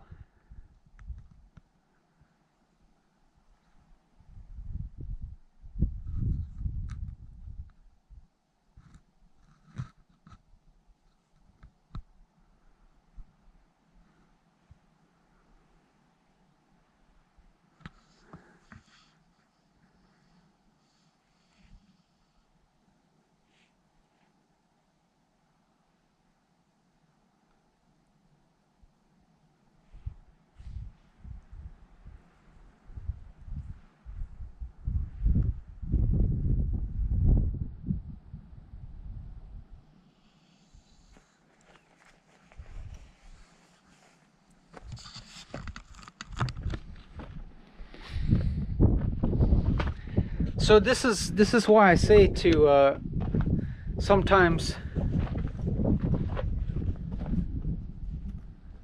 just expend the effort to like go upstream of your neural pathways, your typical neural pathways, and just deal with the discomfort of it. And that discomfort is going to manifest in all sorts of different ways. Like, for me, you know, maybe I place myself in an environment where I'm a little bit, where I'm removed from some of my comforts. The things that I would go to kind of avoid having to feel something uncomfortable, or to think a disturbing thought or an unpleasant thought, or just, you know, just to feel an unpleasant. My little comforts that I can use to not feel bad now in the moment, because, you know, that's when we want to not feel bad. Ooh, what is this?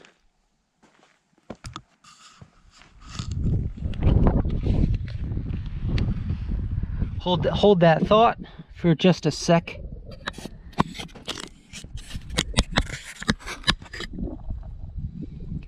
What is this?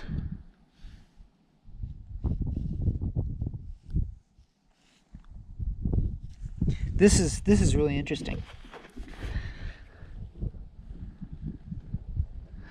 Because these shapes in here sure appear to me like little bones, but then when you get really close here, I can see like the granularity of crystals. Like, it's also crystal in there.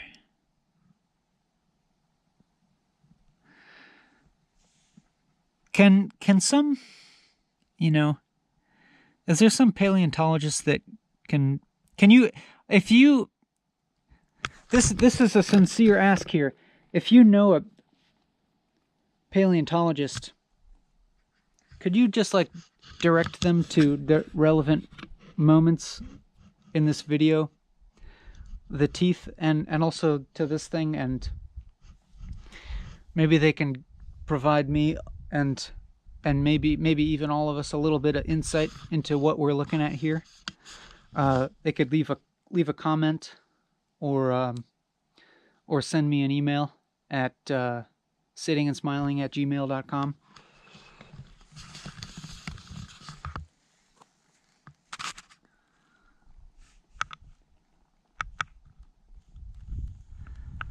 We got some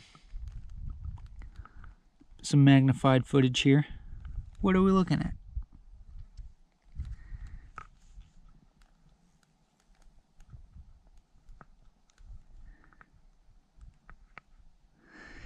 Is this, or ain't it, a fossil?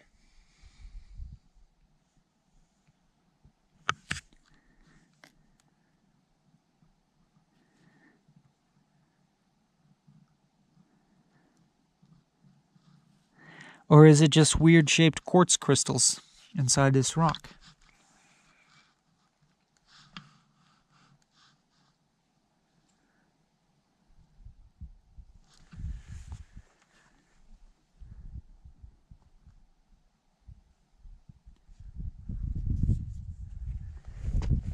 Man, so much I need to learn.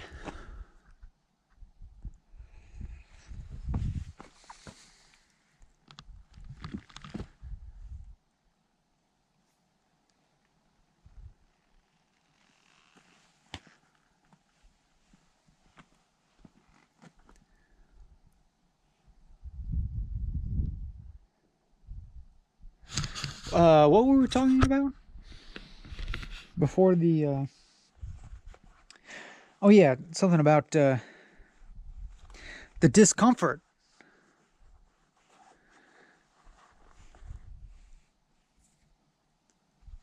Like, you know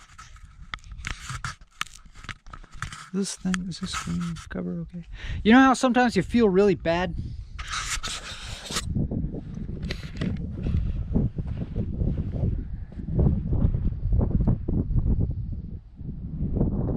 If you say no to if you answered no to that question, I don't know if I trust you. Look at this. It's hanging on right there. That's where it's going in. All the way down here. And that's where the leaves are. Amazing.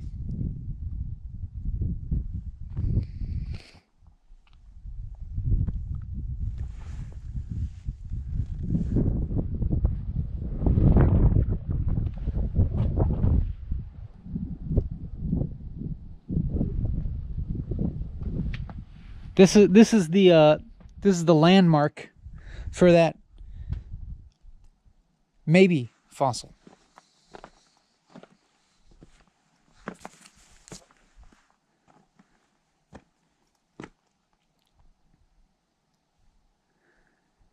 Can't we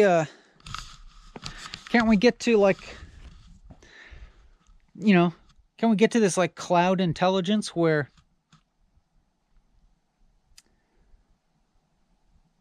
like the specialization is like a little bit less important, you know? Will we get to a point where there's an app? I mean, does this already exist where I can just take a picture with the app and some expert will identify it, or maybe even the app itself? It's gonna have algorithms that'll tell me what I'm looking at, if it's a fossil or not, and what it is.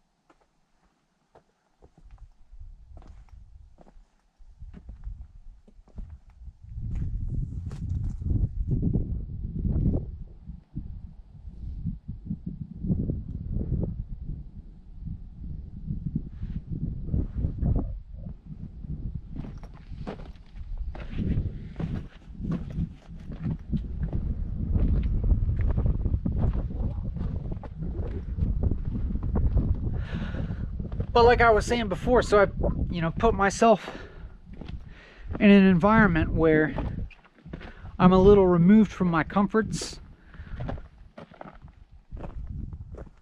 I don't have my computer to go to. I don't have the internet to go to. At least not immediately. I'm in a spot without cell reception. Sleep there. I don't have my, I don't have no cupboard full of snacks. And then, but I am surrounded by this.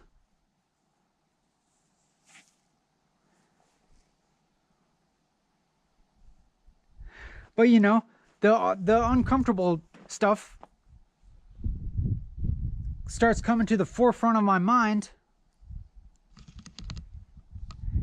and I become, painfully aware of how much I'm fixating on some bullshit, some interpersonal bullshit, or something, or some negative self-perception,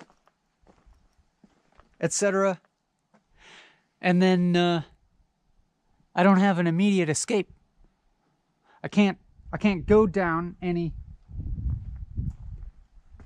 of any well-worn synapse, you know, of immediately comforting myself. And so I just have to endure it for a bit. But I am in an environment that just it's just, you know, it's just impossible not to marvel at just the very miraculousness of being.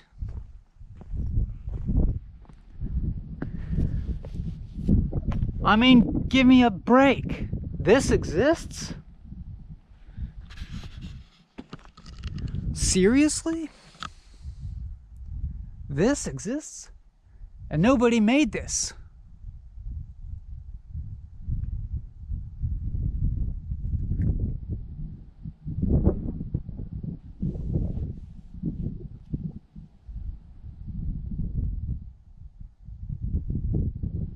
This type of experience is possible?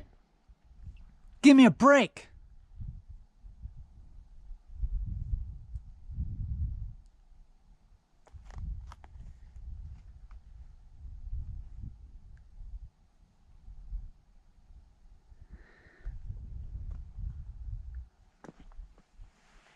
And then I've got a practice.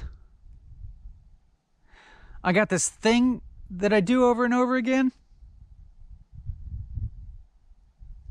that always feels a little bit comfortable getting started, a little bit uncomfortable getting started. And also occasionally it's like maybe a little bit of a practical ordeal to set myself up. So, you know, I'll go into that later. But then, you know, once I do it and we dig into it,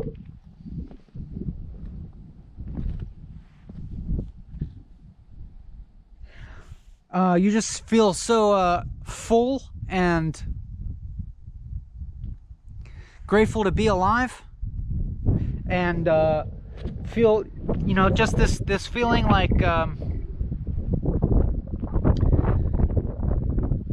of also just wanting to spread this feeling as much as possible, spread this kind of like general, the general mode of this experience. Okay, let me take note of where I'm going for a second before I get carried away.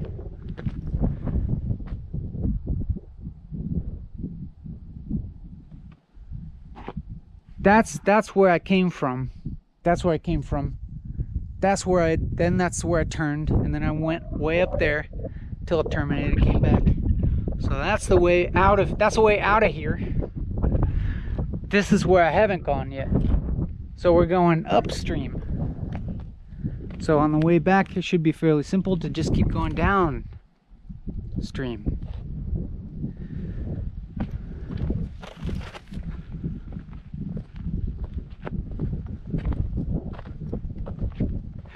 This big reminder that really, if I could just do anything with my life,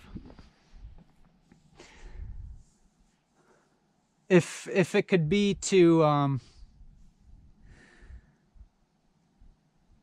like make the experience of even like one person to be more expansive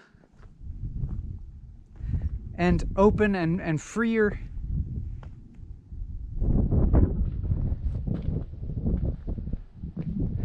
then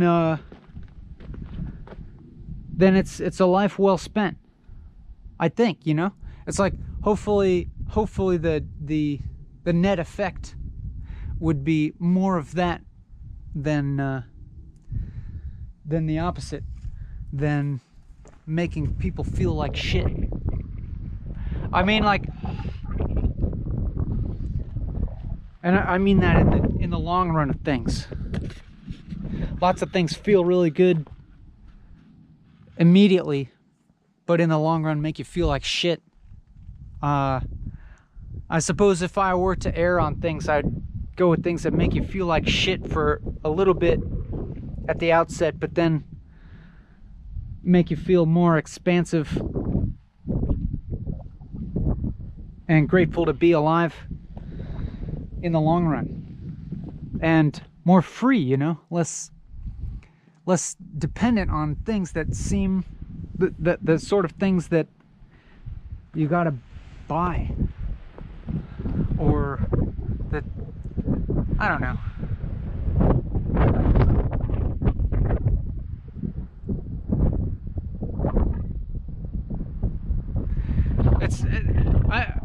I don't mean to get into, it's not just about capitalism or something.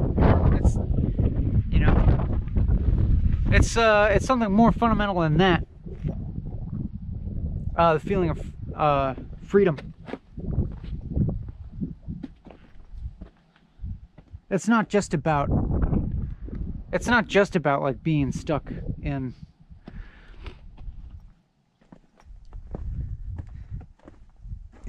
capitalistic exchange. That would be a limited understanding in my view.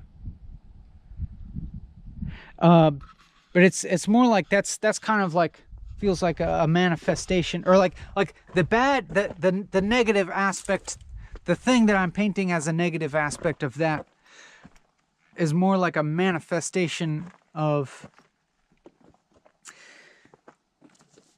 like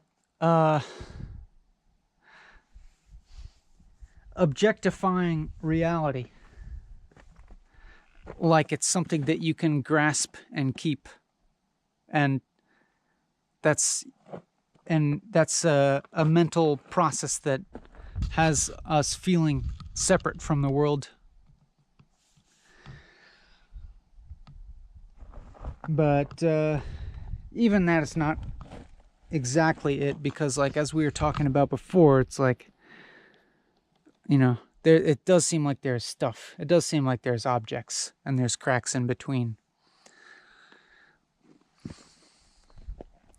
But you can go down that hole by yourself of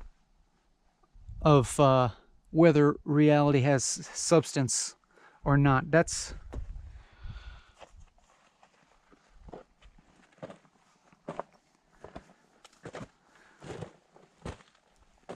best. You better figure that one out yourself. Ooh, look at over there.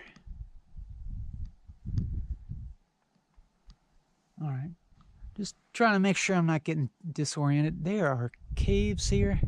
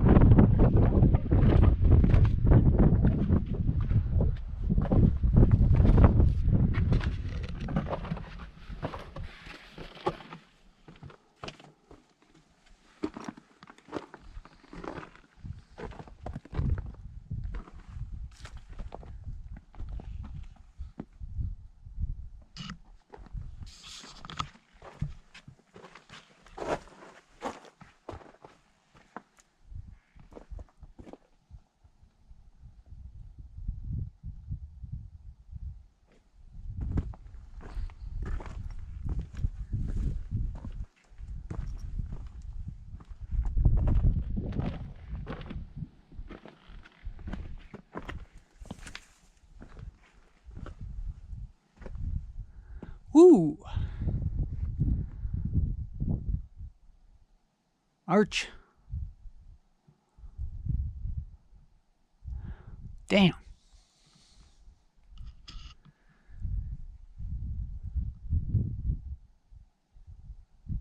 Criminy.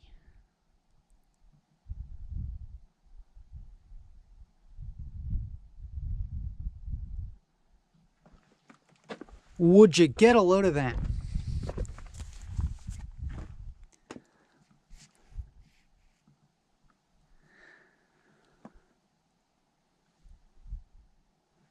Please.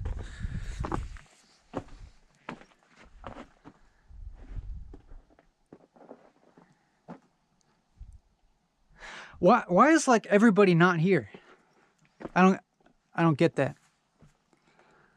Why is this not the most popular spot?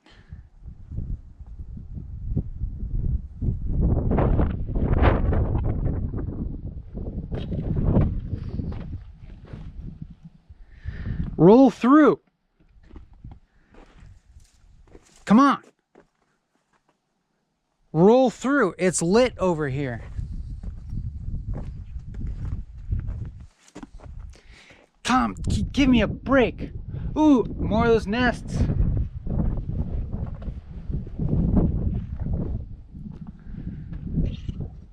Just a second. GoPro, stop recording. All right, we got more of these. We got another colony. I'm dying to learn what these are. I'm just gonna look this up as soon as I get back to the internet.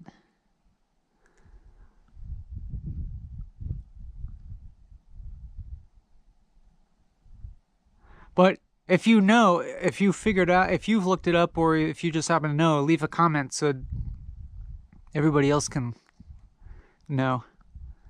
What makes these? Is it a bird? Or is it a bat? Or aliens?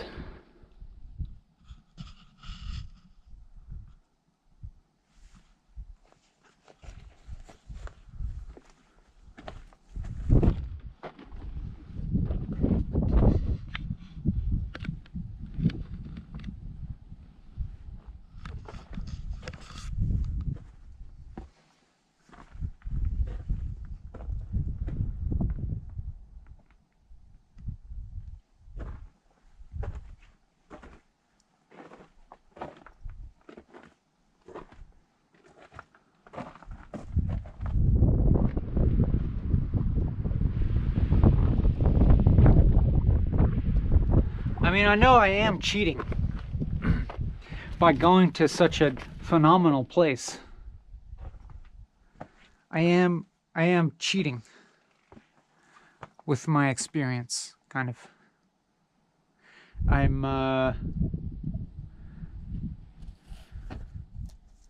Because it could very well be that the good things that I'm experiencing are dependent on this place, this special place. I mean, sure, yeah, it's true. It's true to an extent, but you've also seen all these other episodes where I'm just, you know, walking in the stupid park in Philly, and it's just as good. Oops, ah, shit, I just doxed myself. Darn it.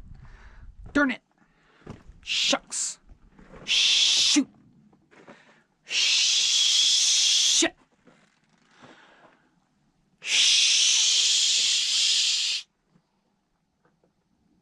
Yeah.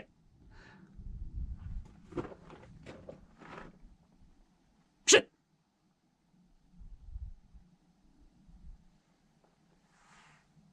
Now I'm gonna have all you creeps on my tail. Ooh. Well, this is, you know, this is solid.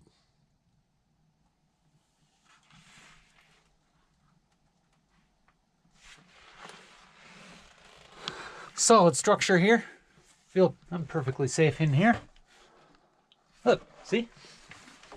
This rock is holding everything up. Yeah, this rock is, you know, it's perfectly solid.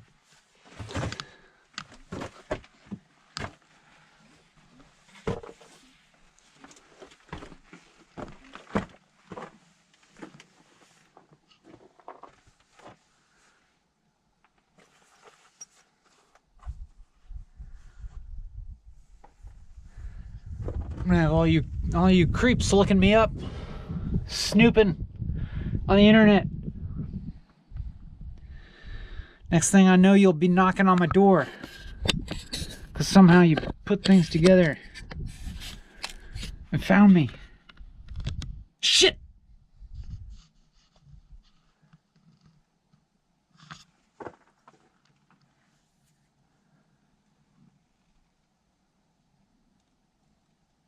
All you people that have dopaminergically bonded with me over the years, and I don't know who you are or what you look like. You'll be knocking at my door because you're my friend, but I won't know you.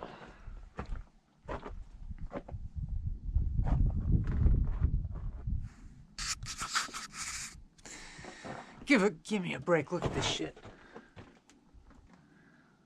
That added a highlight. See, it's really just like the camera is really just biased to add the highlights every time I like say shit. See, it just did it. How does that sound like a highlight? That's like an annoyed shit. It didn't add the last one. It's having some trouble still discerning excitement from annoyance.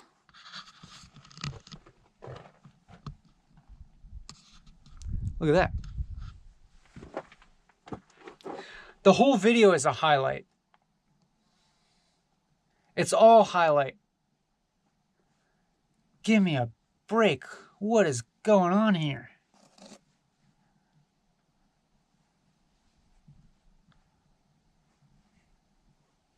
It's been eroding like this for 500,000 years, and more or less another 500,000 years left. We're just in the middle.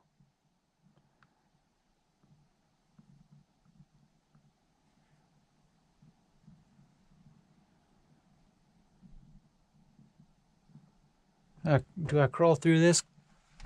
Yeah. Let's go.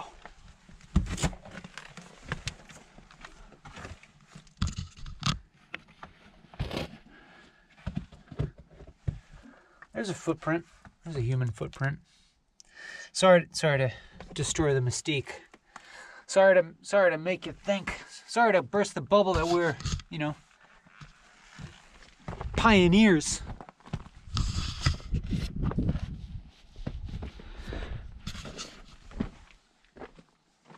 Pretty far from it, actually.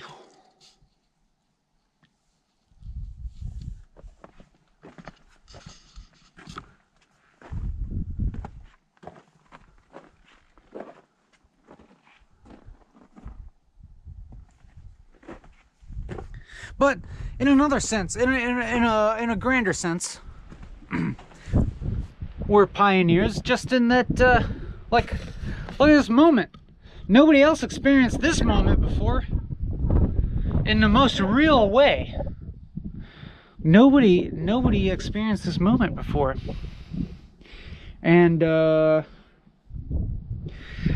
it certainly does seem pretty wild. It's pretty wild. We do not know what's going to happen.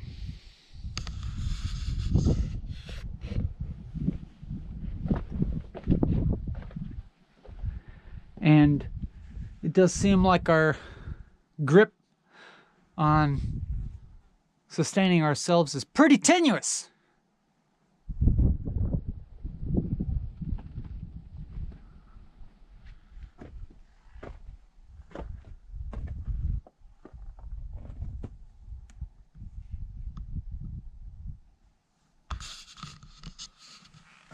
Another,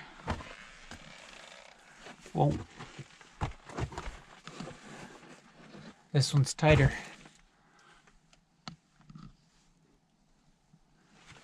This could be the end of it.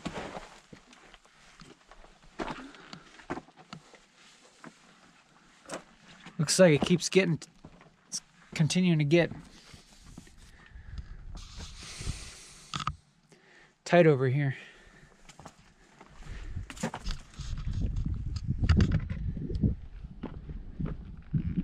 Options might be closing in.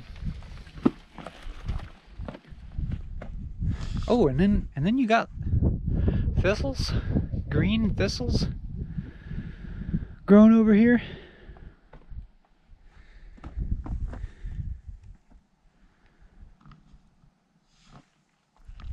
Let's check it out.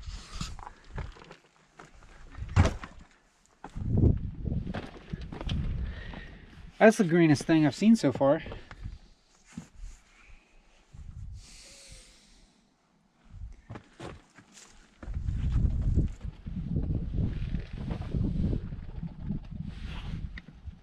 A pigeon?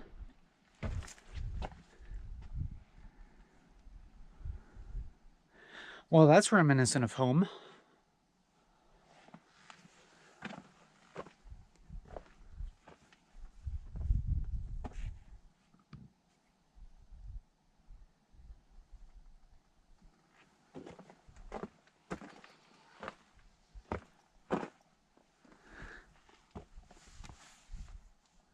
Lots of feathers.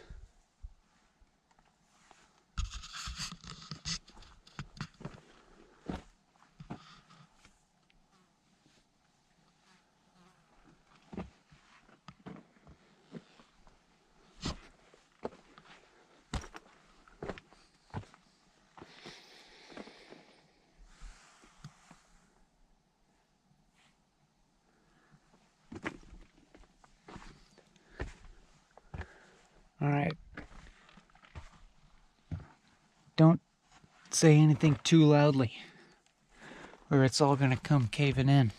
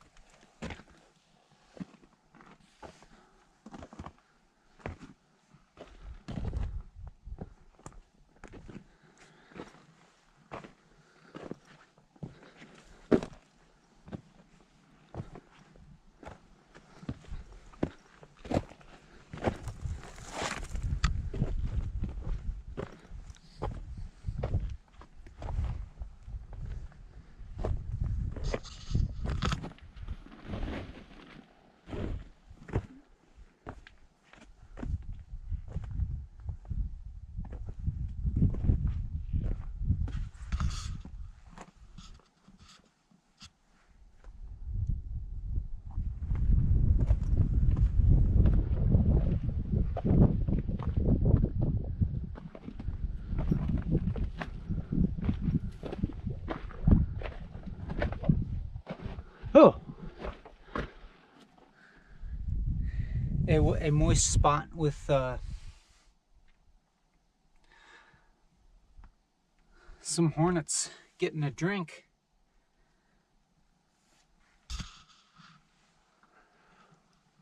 And then it goes up a bit. But I think we got to start getting back.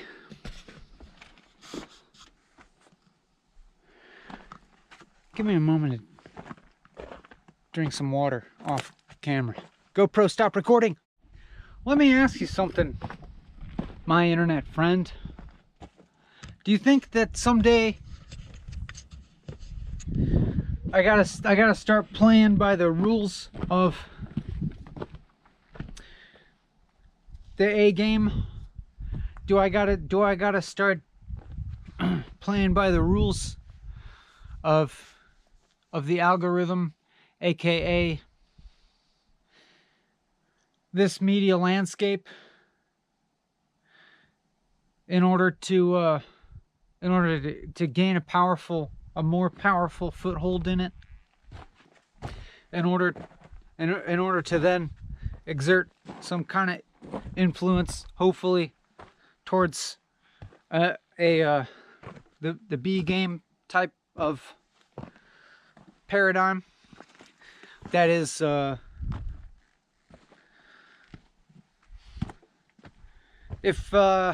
say I don't know, let's say I would like a world where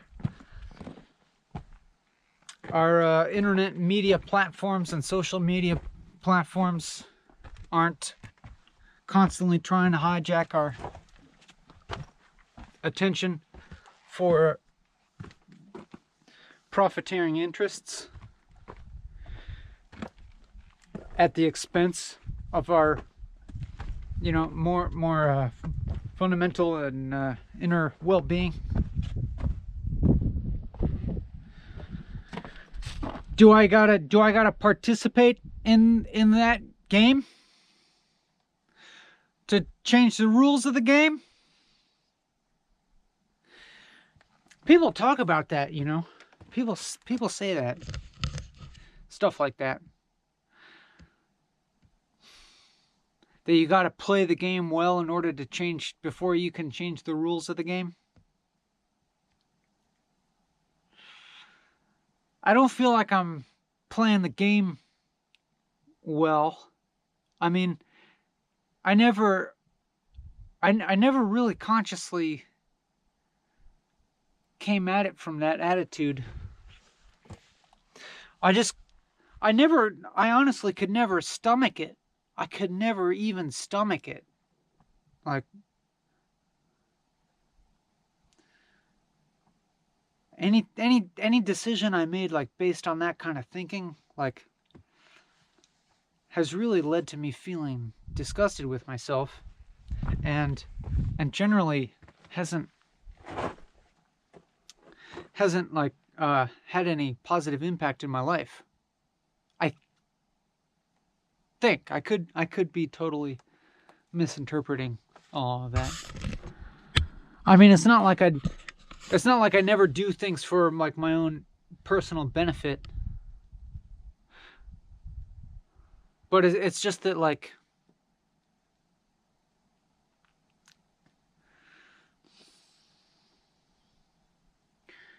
I can only, I feel like I feel like I'm trying as much as possible to do that in a way that's in service, that's always in service to a type of relating to the world that is not so dualistic and not this zero-sum competition against others. I couldn't really stomach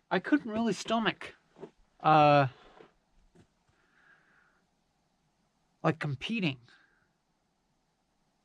It just felt, you know, I just couldn't see the point of it. Like, beating somebody at something, like, who the fuck cares? It's more like finding, like finding the niche where it feels like I can contribute something that's not at another's expense, that's not competing with some other, you know, same type of thing, that's hopefully, you know, just adding to the general landscape of possibilities for living. I hope. I aspire to something like that.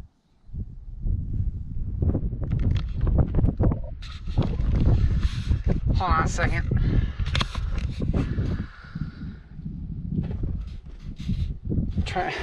Trying to get over this thing without toppling this mountain onto myself. Because look, where do I even? Hold on, let me sit you down for a second. Oh shit! How do I do this?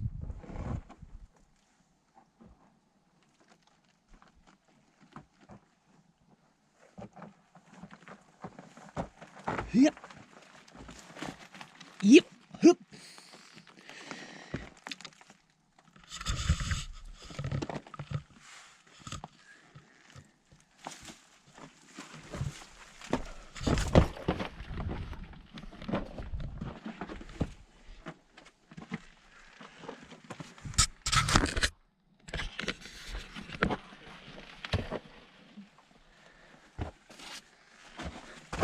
No rock slides yet.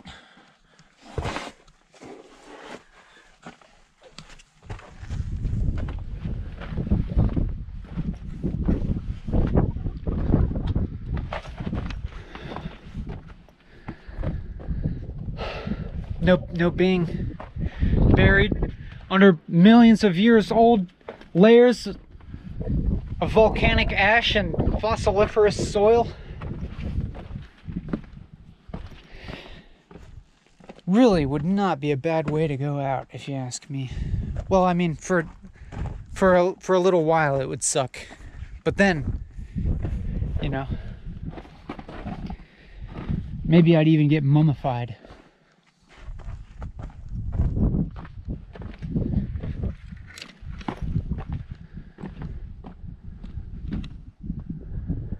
But I mean,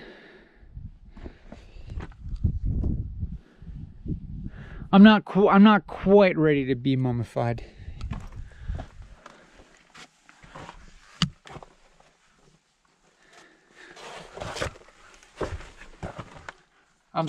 I mean, if I get mummified, it's fine.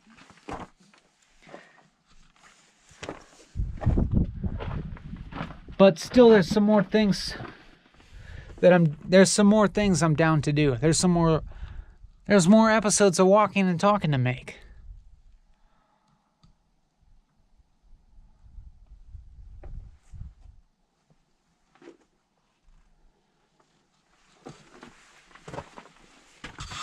I have to make so many episodes to make it just completely overwhelming to try and watch. I just have to, you know, totally saturate. I just need to make this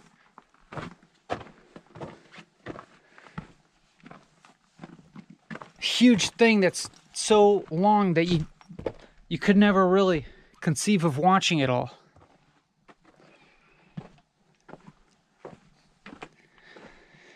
But maybe you can explore it and maybe find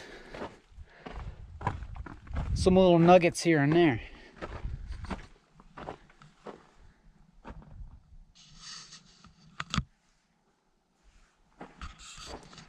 Like the teeth. This is, you know,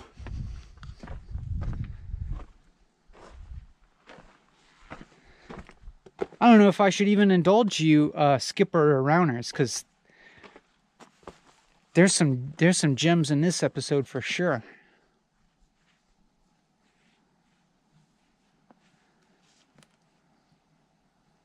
It's fine if you're skipping around. I'm just not going to tell you what's where in the video. I'm just hinting at the fact that there's some insane shit. I mean, I'm sure you get that impression anyways.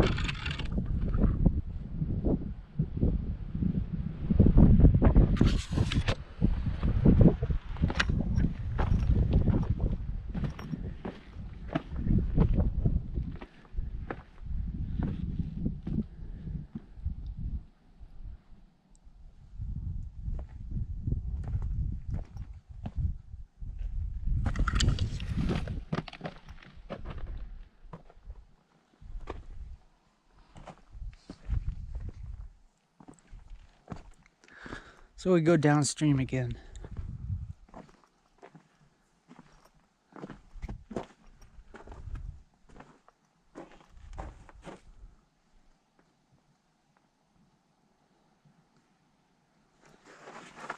Sorry, I can't help but keep my eye out for fossils.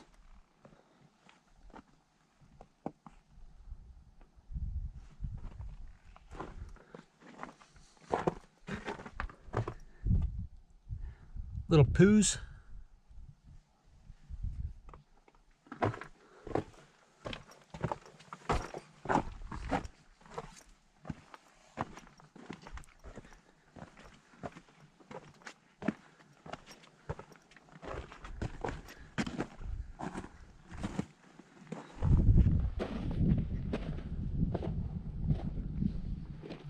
Oh yeah, there's that other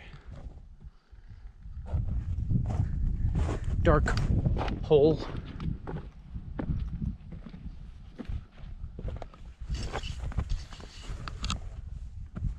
I don't know if I can fit.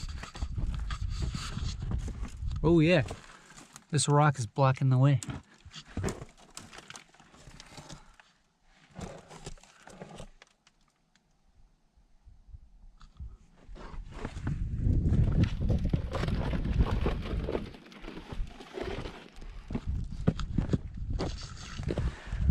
Yeah, I know. This part's boring, but remember what I said?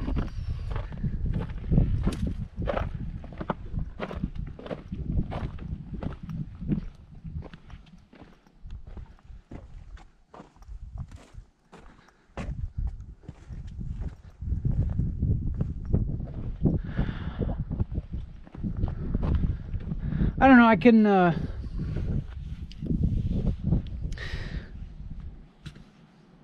I kind of, I don't know, when sometimes when I'm making these videos, and particularly in the times when I ever choose to subject myself to reading the comments, I kind of imagine some of the aspects of raising kids. Just like, you know, when they're being little brats. And like, of course they are, because they got to develop, and you got to tolerate them being assholes, and understand that, you know, they're naturally kind of have to be that way for a certain time, all the while trying to continue to encourage them to not be assholes. Well, I mean, I guess that's would be my perspective on parenting, to get your kids not to be assholes. I've met some people that it's evident that their parents had a different approach to parenting.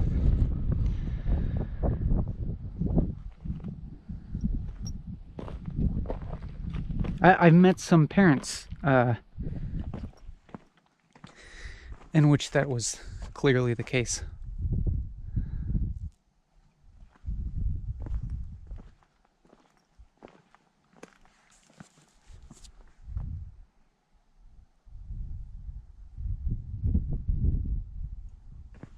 But we're diverging. We're scattering. That's all right. We're going downstream a little. Here's the divergence.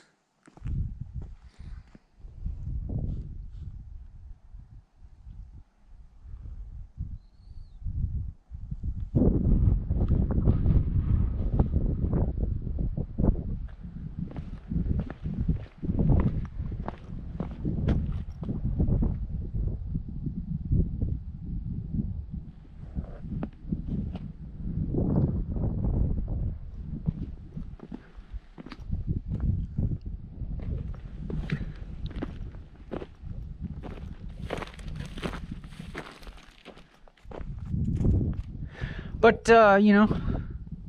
imagining taking kids here, and they're probably excited for a certain amount of time, and then they start getting cranky and complaining and wanting to go get ice cream, wanting to go home so they can play their video games, and then me just feeling like I'm fighting against some force. I mean, hopefully that wouldn't be my orientation. Hopefully I'd be an understanding and compassionate patient.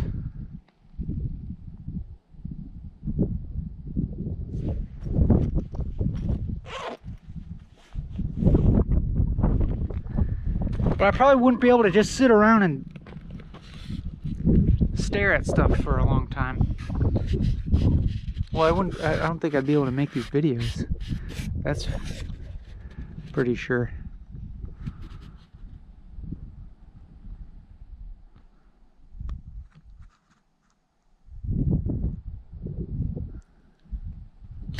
Is this in focus? Let me focus this. GoPro, stop recording! GoPro, stop recording! There we go.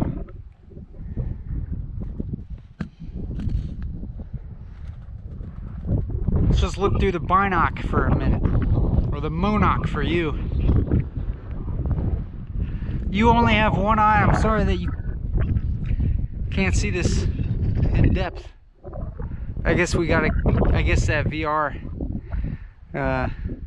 camera is the next step, but thankfully we don't have to do that yet.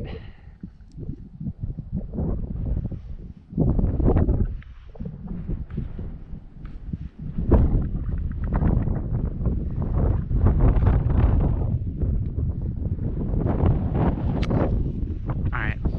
Aight.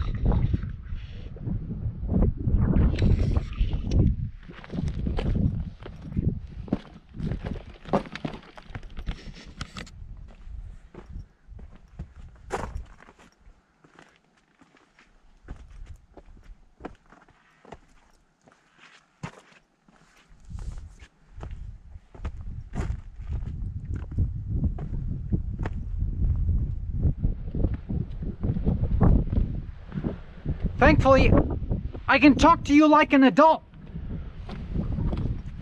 Well, I don't know if that's what this is.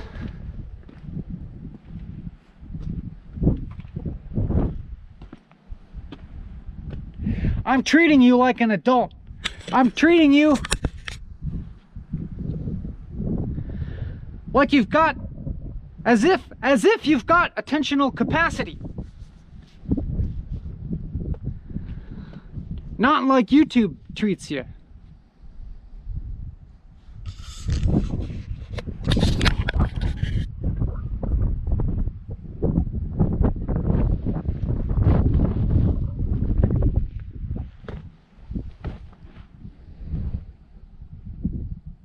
I don't know. Maybe you have a pretty decent YouTube feed, you know? Mine knows me pretty well.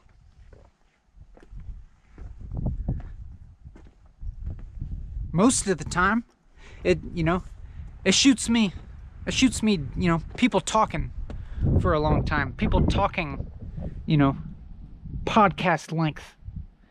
Somewhere between an hour and 2 hours. Intellectuals. That I'm interested in, you know? My YouTube feed knows me fairly well.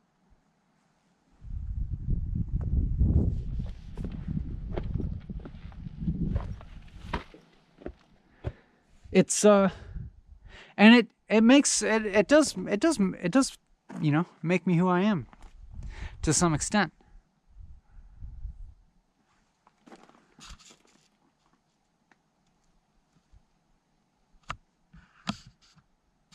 Just a second, we got a technical difficulty. GoPro, stop recording. GoPro, stop recording. All right, we're back in business. Technology, you know, it's getting a little on the fritz. Things don't last as long as you'd hope.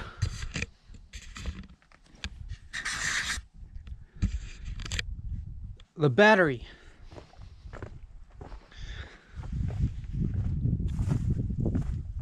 The rechargeable battery pack is not seeming to hold out as long as one would hope. But I think we might just make it we might just make it.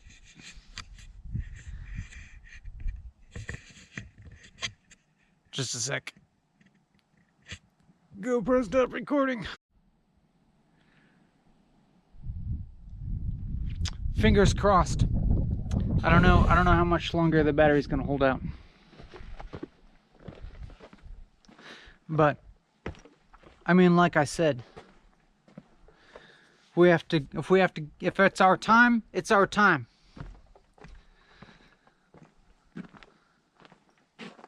But we will go out kicking and screaming with our fingers clawed into the hillside. Woo!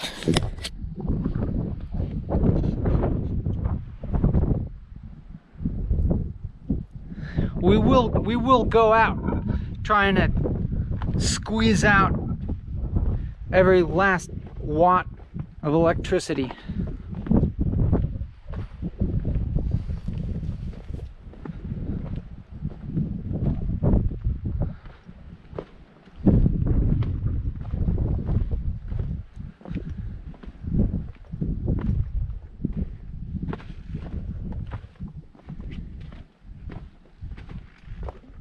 That's kind of my thinking with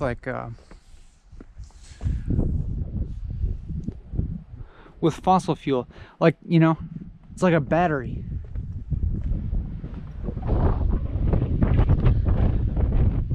We're gonna squeeze every last drop out. Why am I talking about this shit?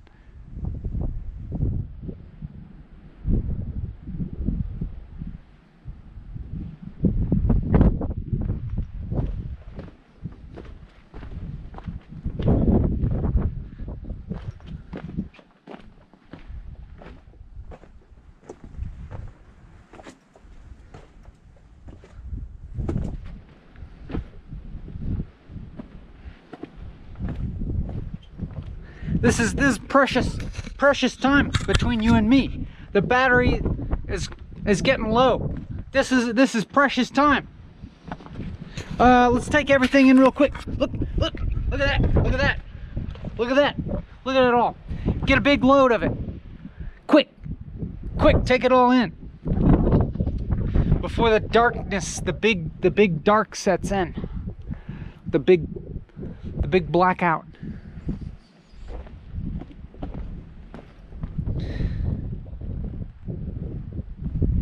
Damn.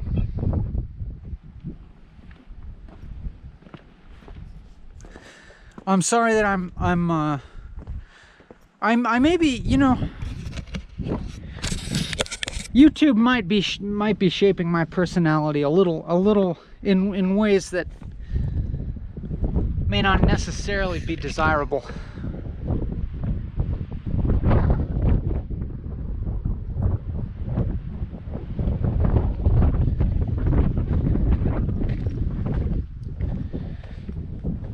You know, and that it might be transforming me to some extent into a jerky 9-year-old. 9, 10, 11.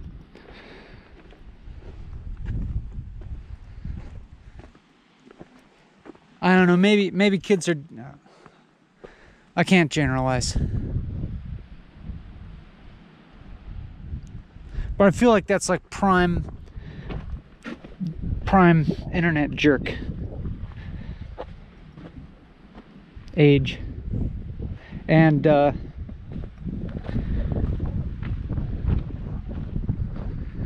maybe the YouTube media landscape is, you know, turning me into that a little bit.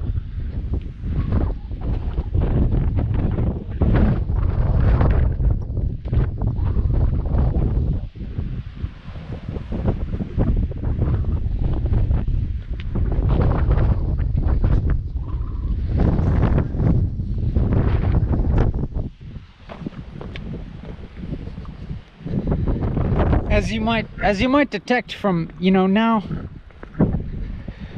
it's getting a little bit it's getting a little bit more like we were at the beginning, where I'm jumping around. Well, I've kind of been jumping around the whole time, but things repeat. There's a little bit of repetition. There's a little bit of structure.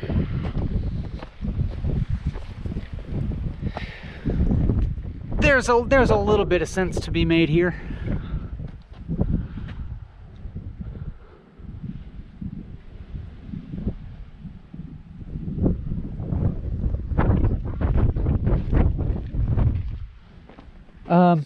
Yeah, so basically, this whole episode, up until just like a minute ago,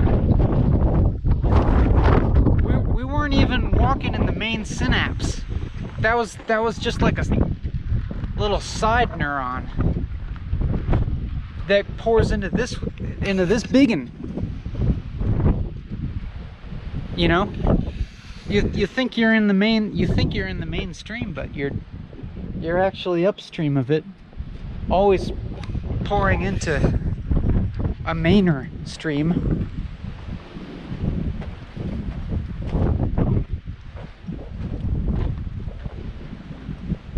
And you know, like every one of these could be another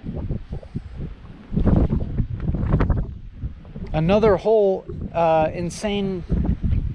insanely rewarding pathway to go down. And also, let me just tell you before the battery runs out, the sequence of events that led me to be in this particular spot is just so completely fortuitous, and involved so many like mistakes and errors and failures that if any one of those had not occurred, I wouldn't be right here now, and we wouldn't be seeing this. We wouldn't have found fossilized teeth or a toad or those crazy nests or any of this stuff if I hadn't had this, you know, minor crisis of my battery crapping out earlier and needing to like go to a place to juice it up, and several other like completely kind of random decisions that could have easily gone another way, and this episode would not exist as it does at all. It would be completely different.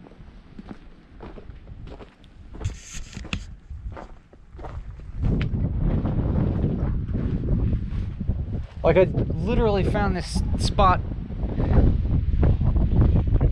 on this, you know, accidental, like, this thing looks cool, let's check that out.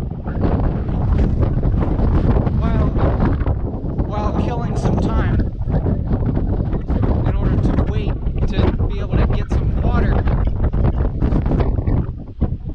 If I had had enough water to begin with, I wouldn't have had to... Oh! Hey, oh, don't get away from me! Don't get away from me! I don't know where you think you're going, but...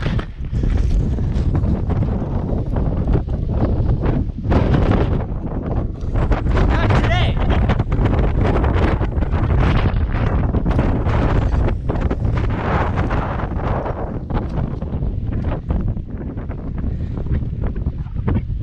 You're not getting away that easy.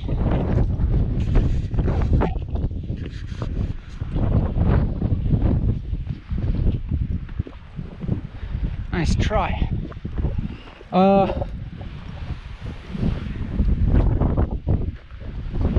Yeah, I don't know.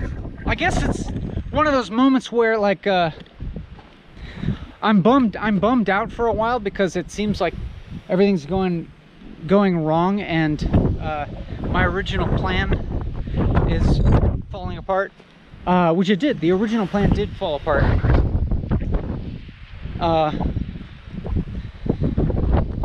In a way that was kind of bumming me out, but I didn't let it bum me out too much. I just, you know, did what I had to do, which, you know, battery out of the way in order to get battery juice and water. And fortuitously enough, it led me to where I am in this episode. Very happy about that.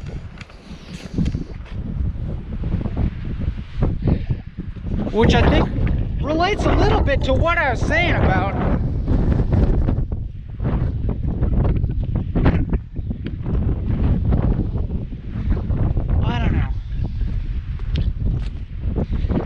you can put it together yourself. That's probably better if you do. It's probably better if you put the strands together yourself.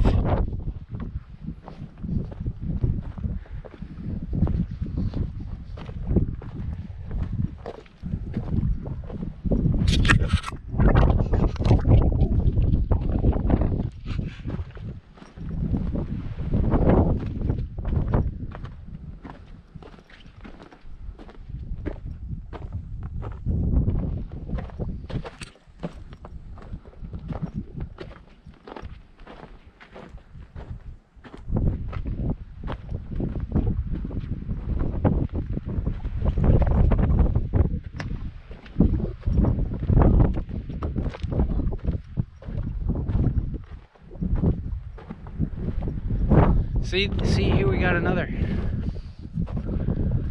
Do we do the big one or the slightly smaller one? Oh, there's a couple more of those nests up there.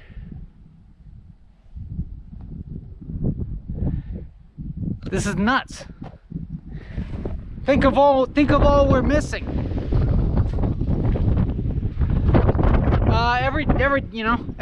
Every turn we take, there's a whole nother infinite realm of possibilities that we're saying no to.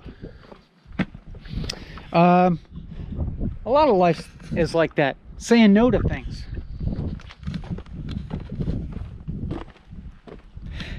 And what it is it's always,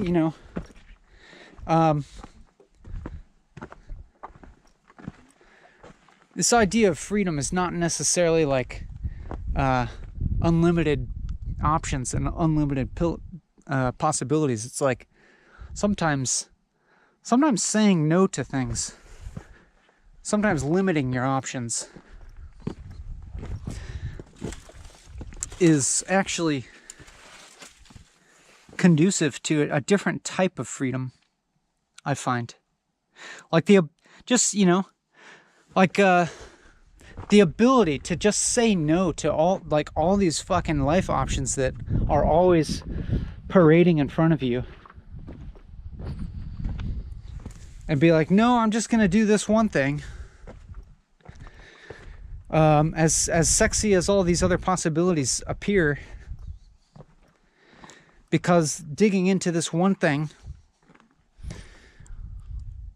is gonna yield something unique that I wouldn't have if I am always trying to remain open to every single sexy life possibility that flaunts itself in front of me.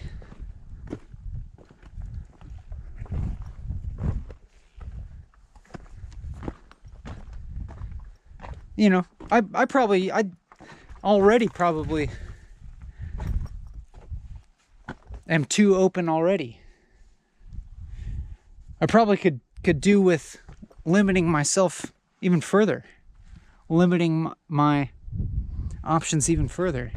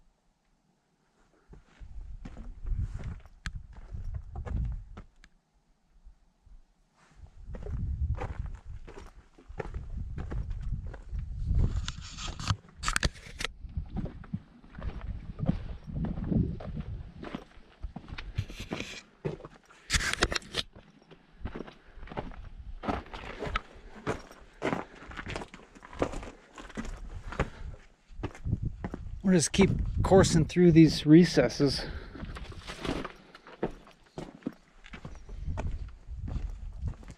Until the end, and then it'll end and you'll know that you saw it all.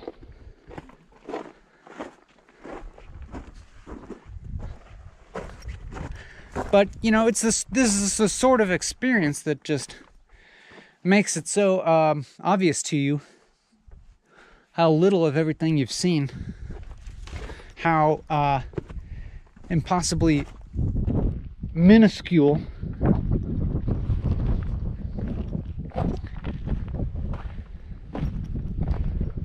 one's perspective is. I don't know.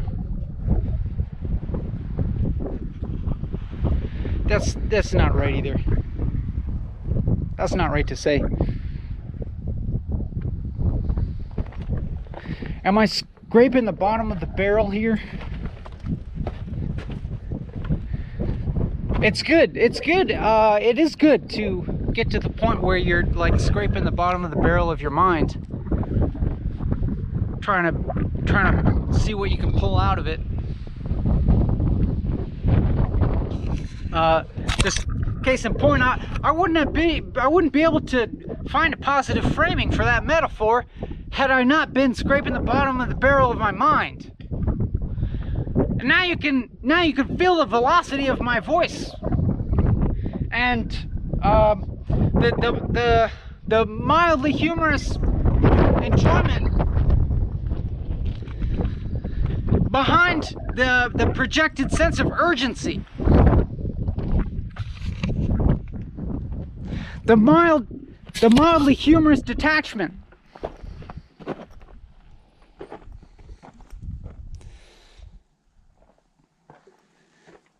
This is the wettest spot so far. The most water.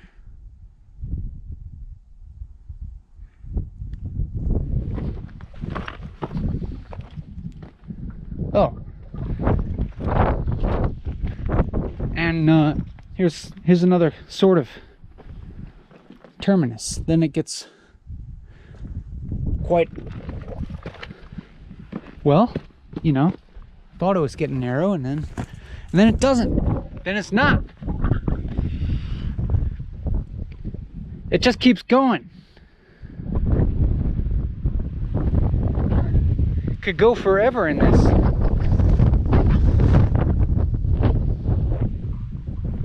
Hey, there's a tree.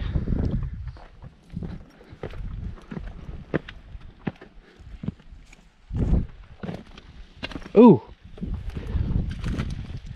What is quake and aspen? Listen to them quake. I don't know if they're, I don't know. Well, they're quaking.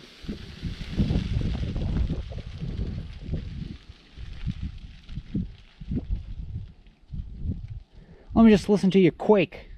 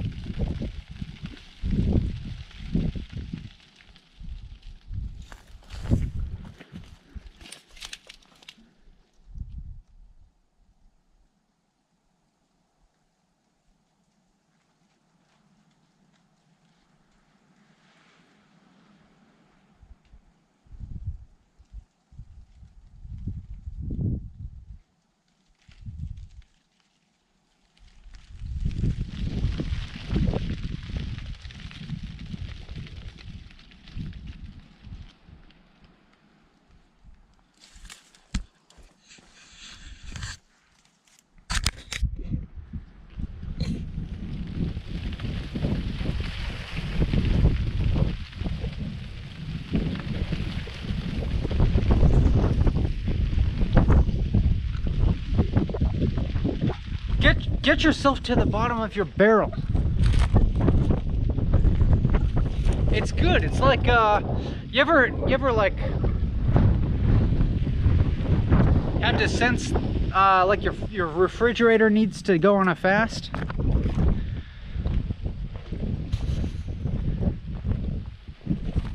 because that's when you can clean out all that crud.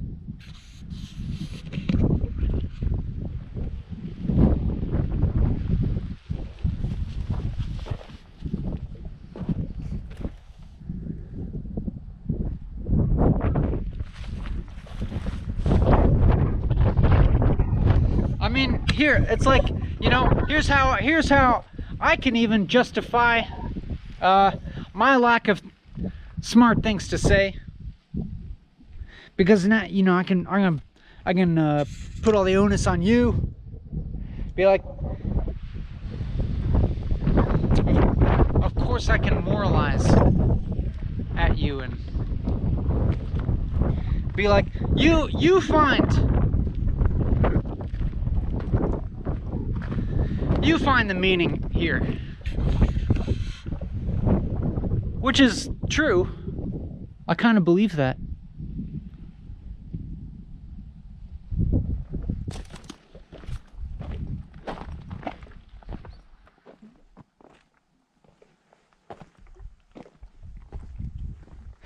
What little nuggets, what little gems might you find here at the bottom of the barrel of Ben's mind? What use might you be able to render out of this scant remains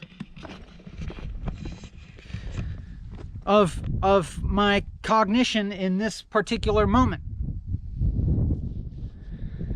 Come on, you can be resourceful. There's not much left, but it's a worthwhile challenge. Challenge yourself a little bit. Innovate. Make some MacGyver something out of the scraps.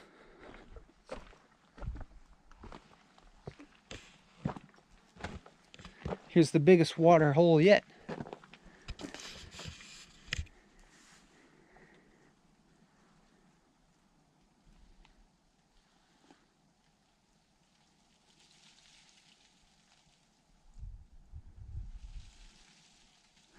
Some bugs getting some drink, and some of them getting stuck in there and drowning.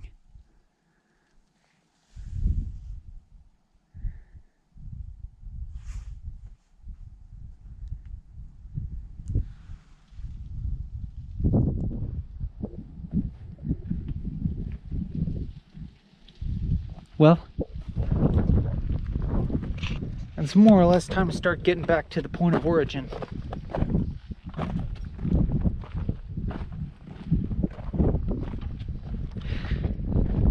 Even though I'm sorry I can't, in this particular instance, just walk 4 hours in one direction without backtracking, and then backtrack for another 4 hours to get out, because there's not a looping possibility here that I'm aware of.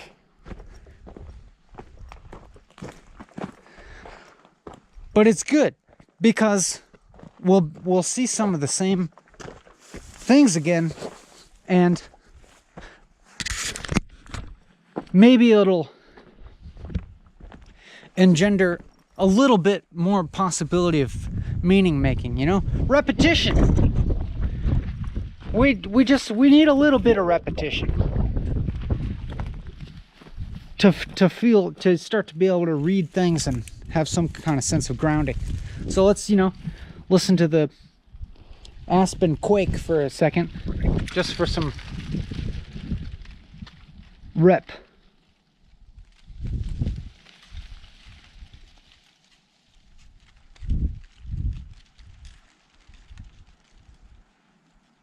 A little bit of rhythm.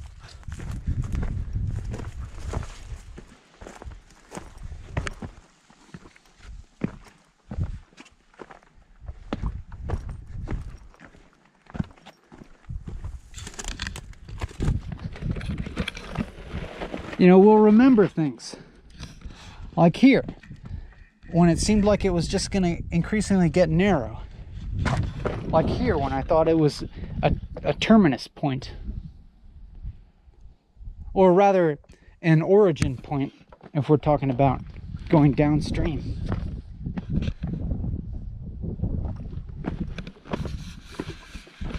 And here, which we thought was the biggest water hole.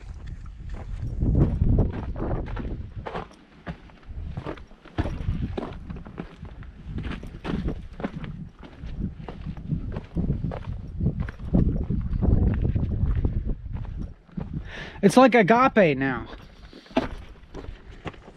Know what I'm saying? I'll just leave that one hanging out in ambiguity.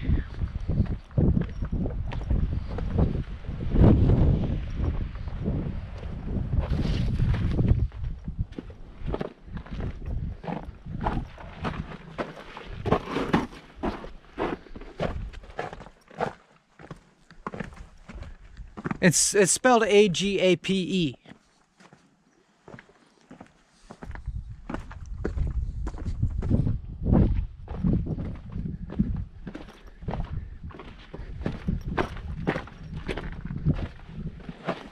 What footprint is that?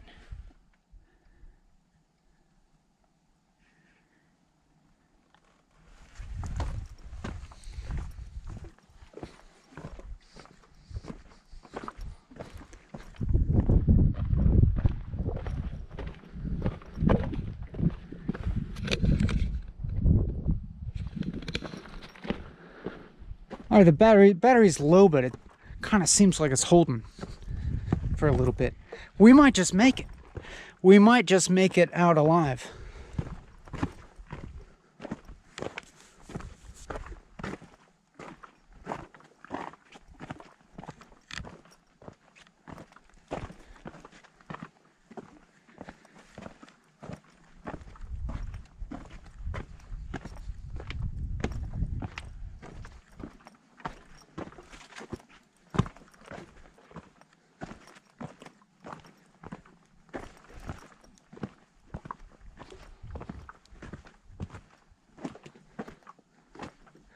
Once again, I'm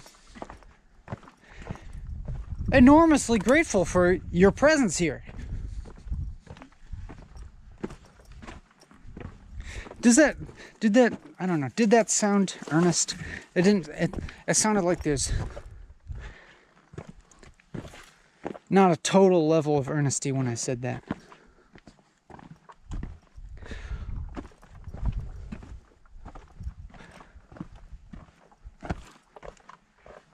I have kind of like funneled into a kind of characterization. Look at this. Look how this twig lies here. Just a sec. Look at that twig that is being held up. This twig just sitting there has prevented the erosion below it and allowed it to erode around it. Nuts!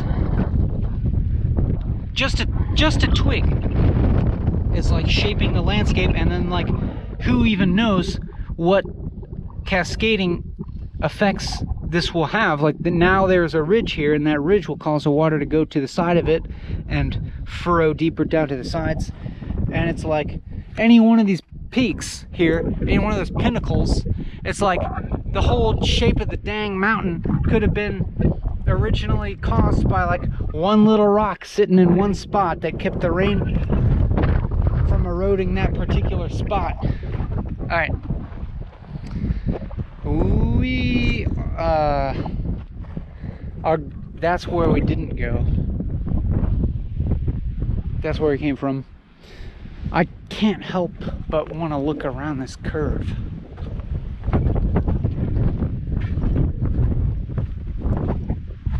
You know, it's hard to stop. It's hard to be like, I'm gonna let that not come into my experience.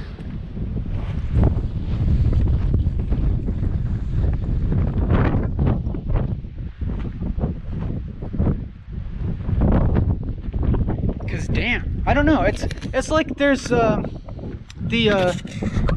meaning. It's like our meaning, that like just the meaning making aspect of our consciousness like kicks in kind of no matter what happens. Sometimes it seems like, I mean, if I think back to all the things that I have interpreted as fucked up, I mean, to some extent, like, yeah, they're fucked up, but then also it's like there's also so many times in my life where it's like I wouldn't give up any of this, and any of this is like so dependent on what's happened in the past that it's like you can't, I wouldn't trade in any of that either, no matter how painful it was. And this is just to say, like, you know, like I just made this turn, and like I wouldn't be seeing this if I hadn't made that turn. And it's like I feel grateful to be seeing this, but then also I know that if I hadn't turned that, I wouldn't be missing this. I'd be seeing something else, and I'd probably be finding something else to be jazzed about.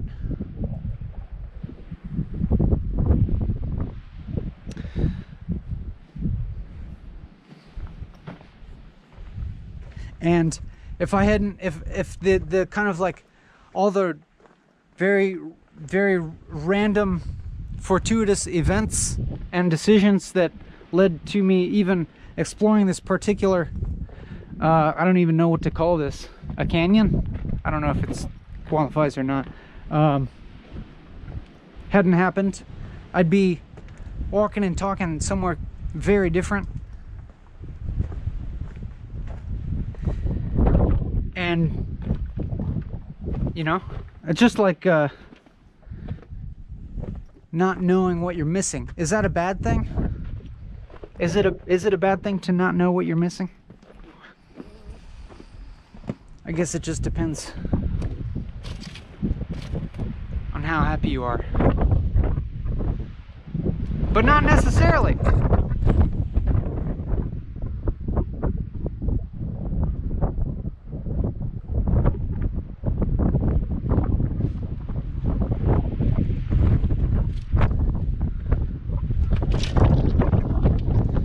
Everything keeps going in every direction.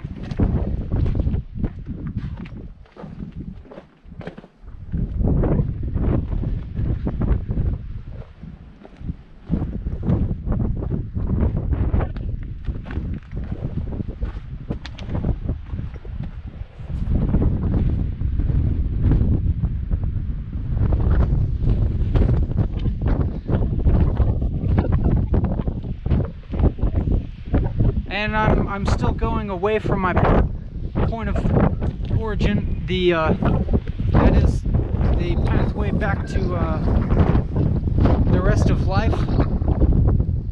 And it just happen to be. It just happens to be that time where I should probably turn around.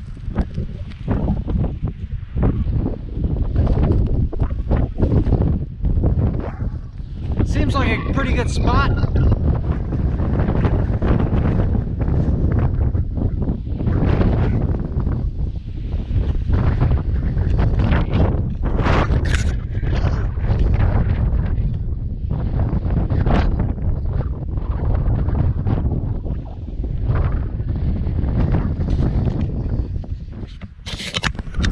Just to prove to you it's me.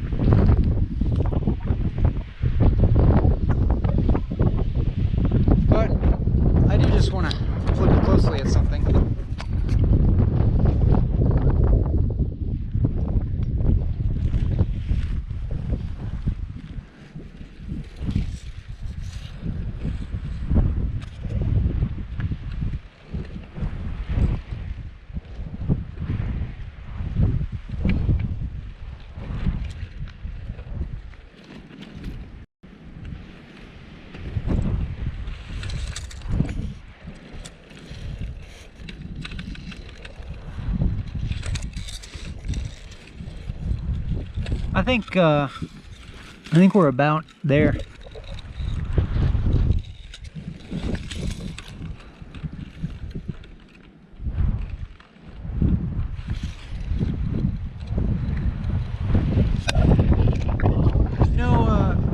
I don't think any special ending or anything.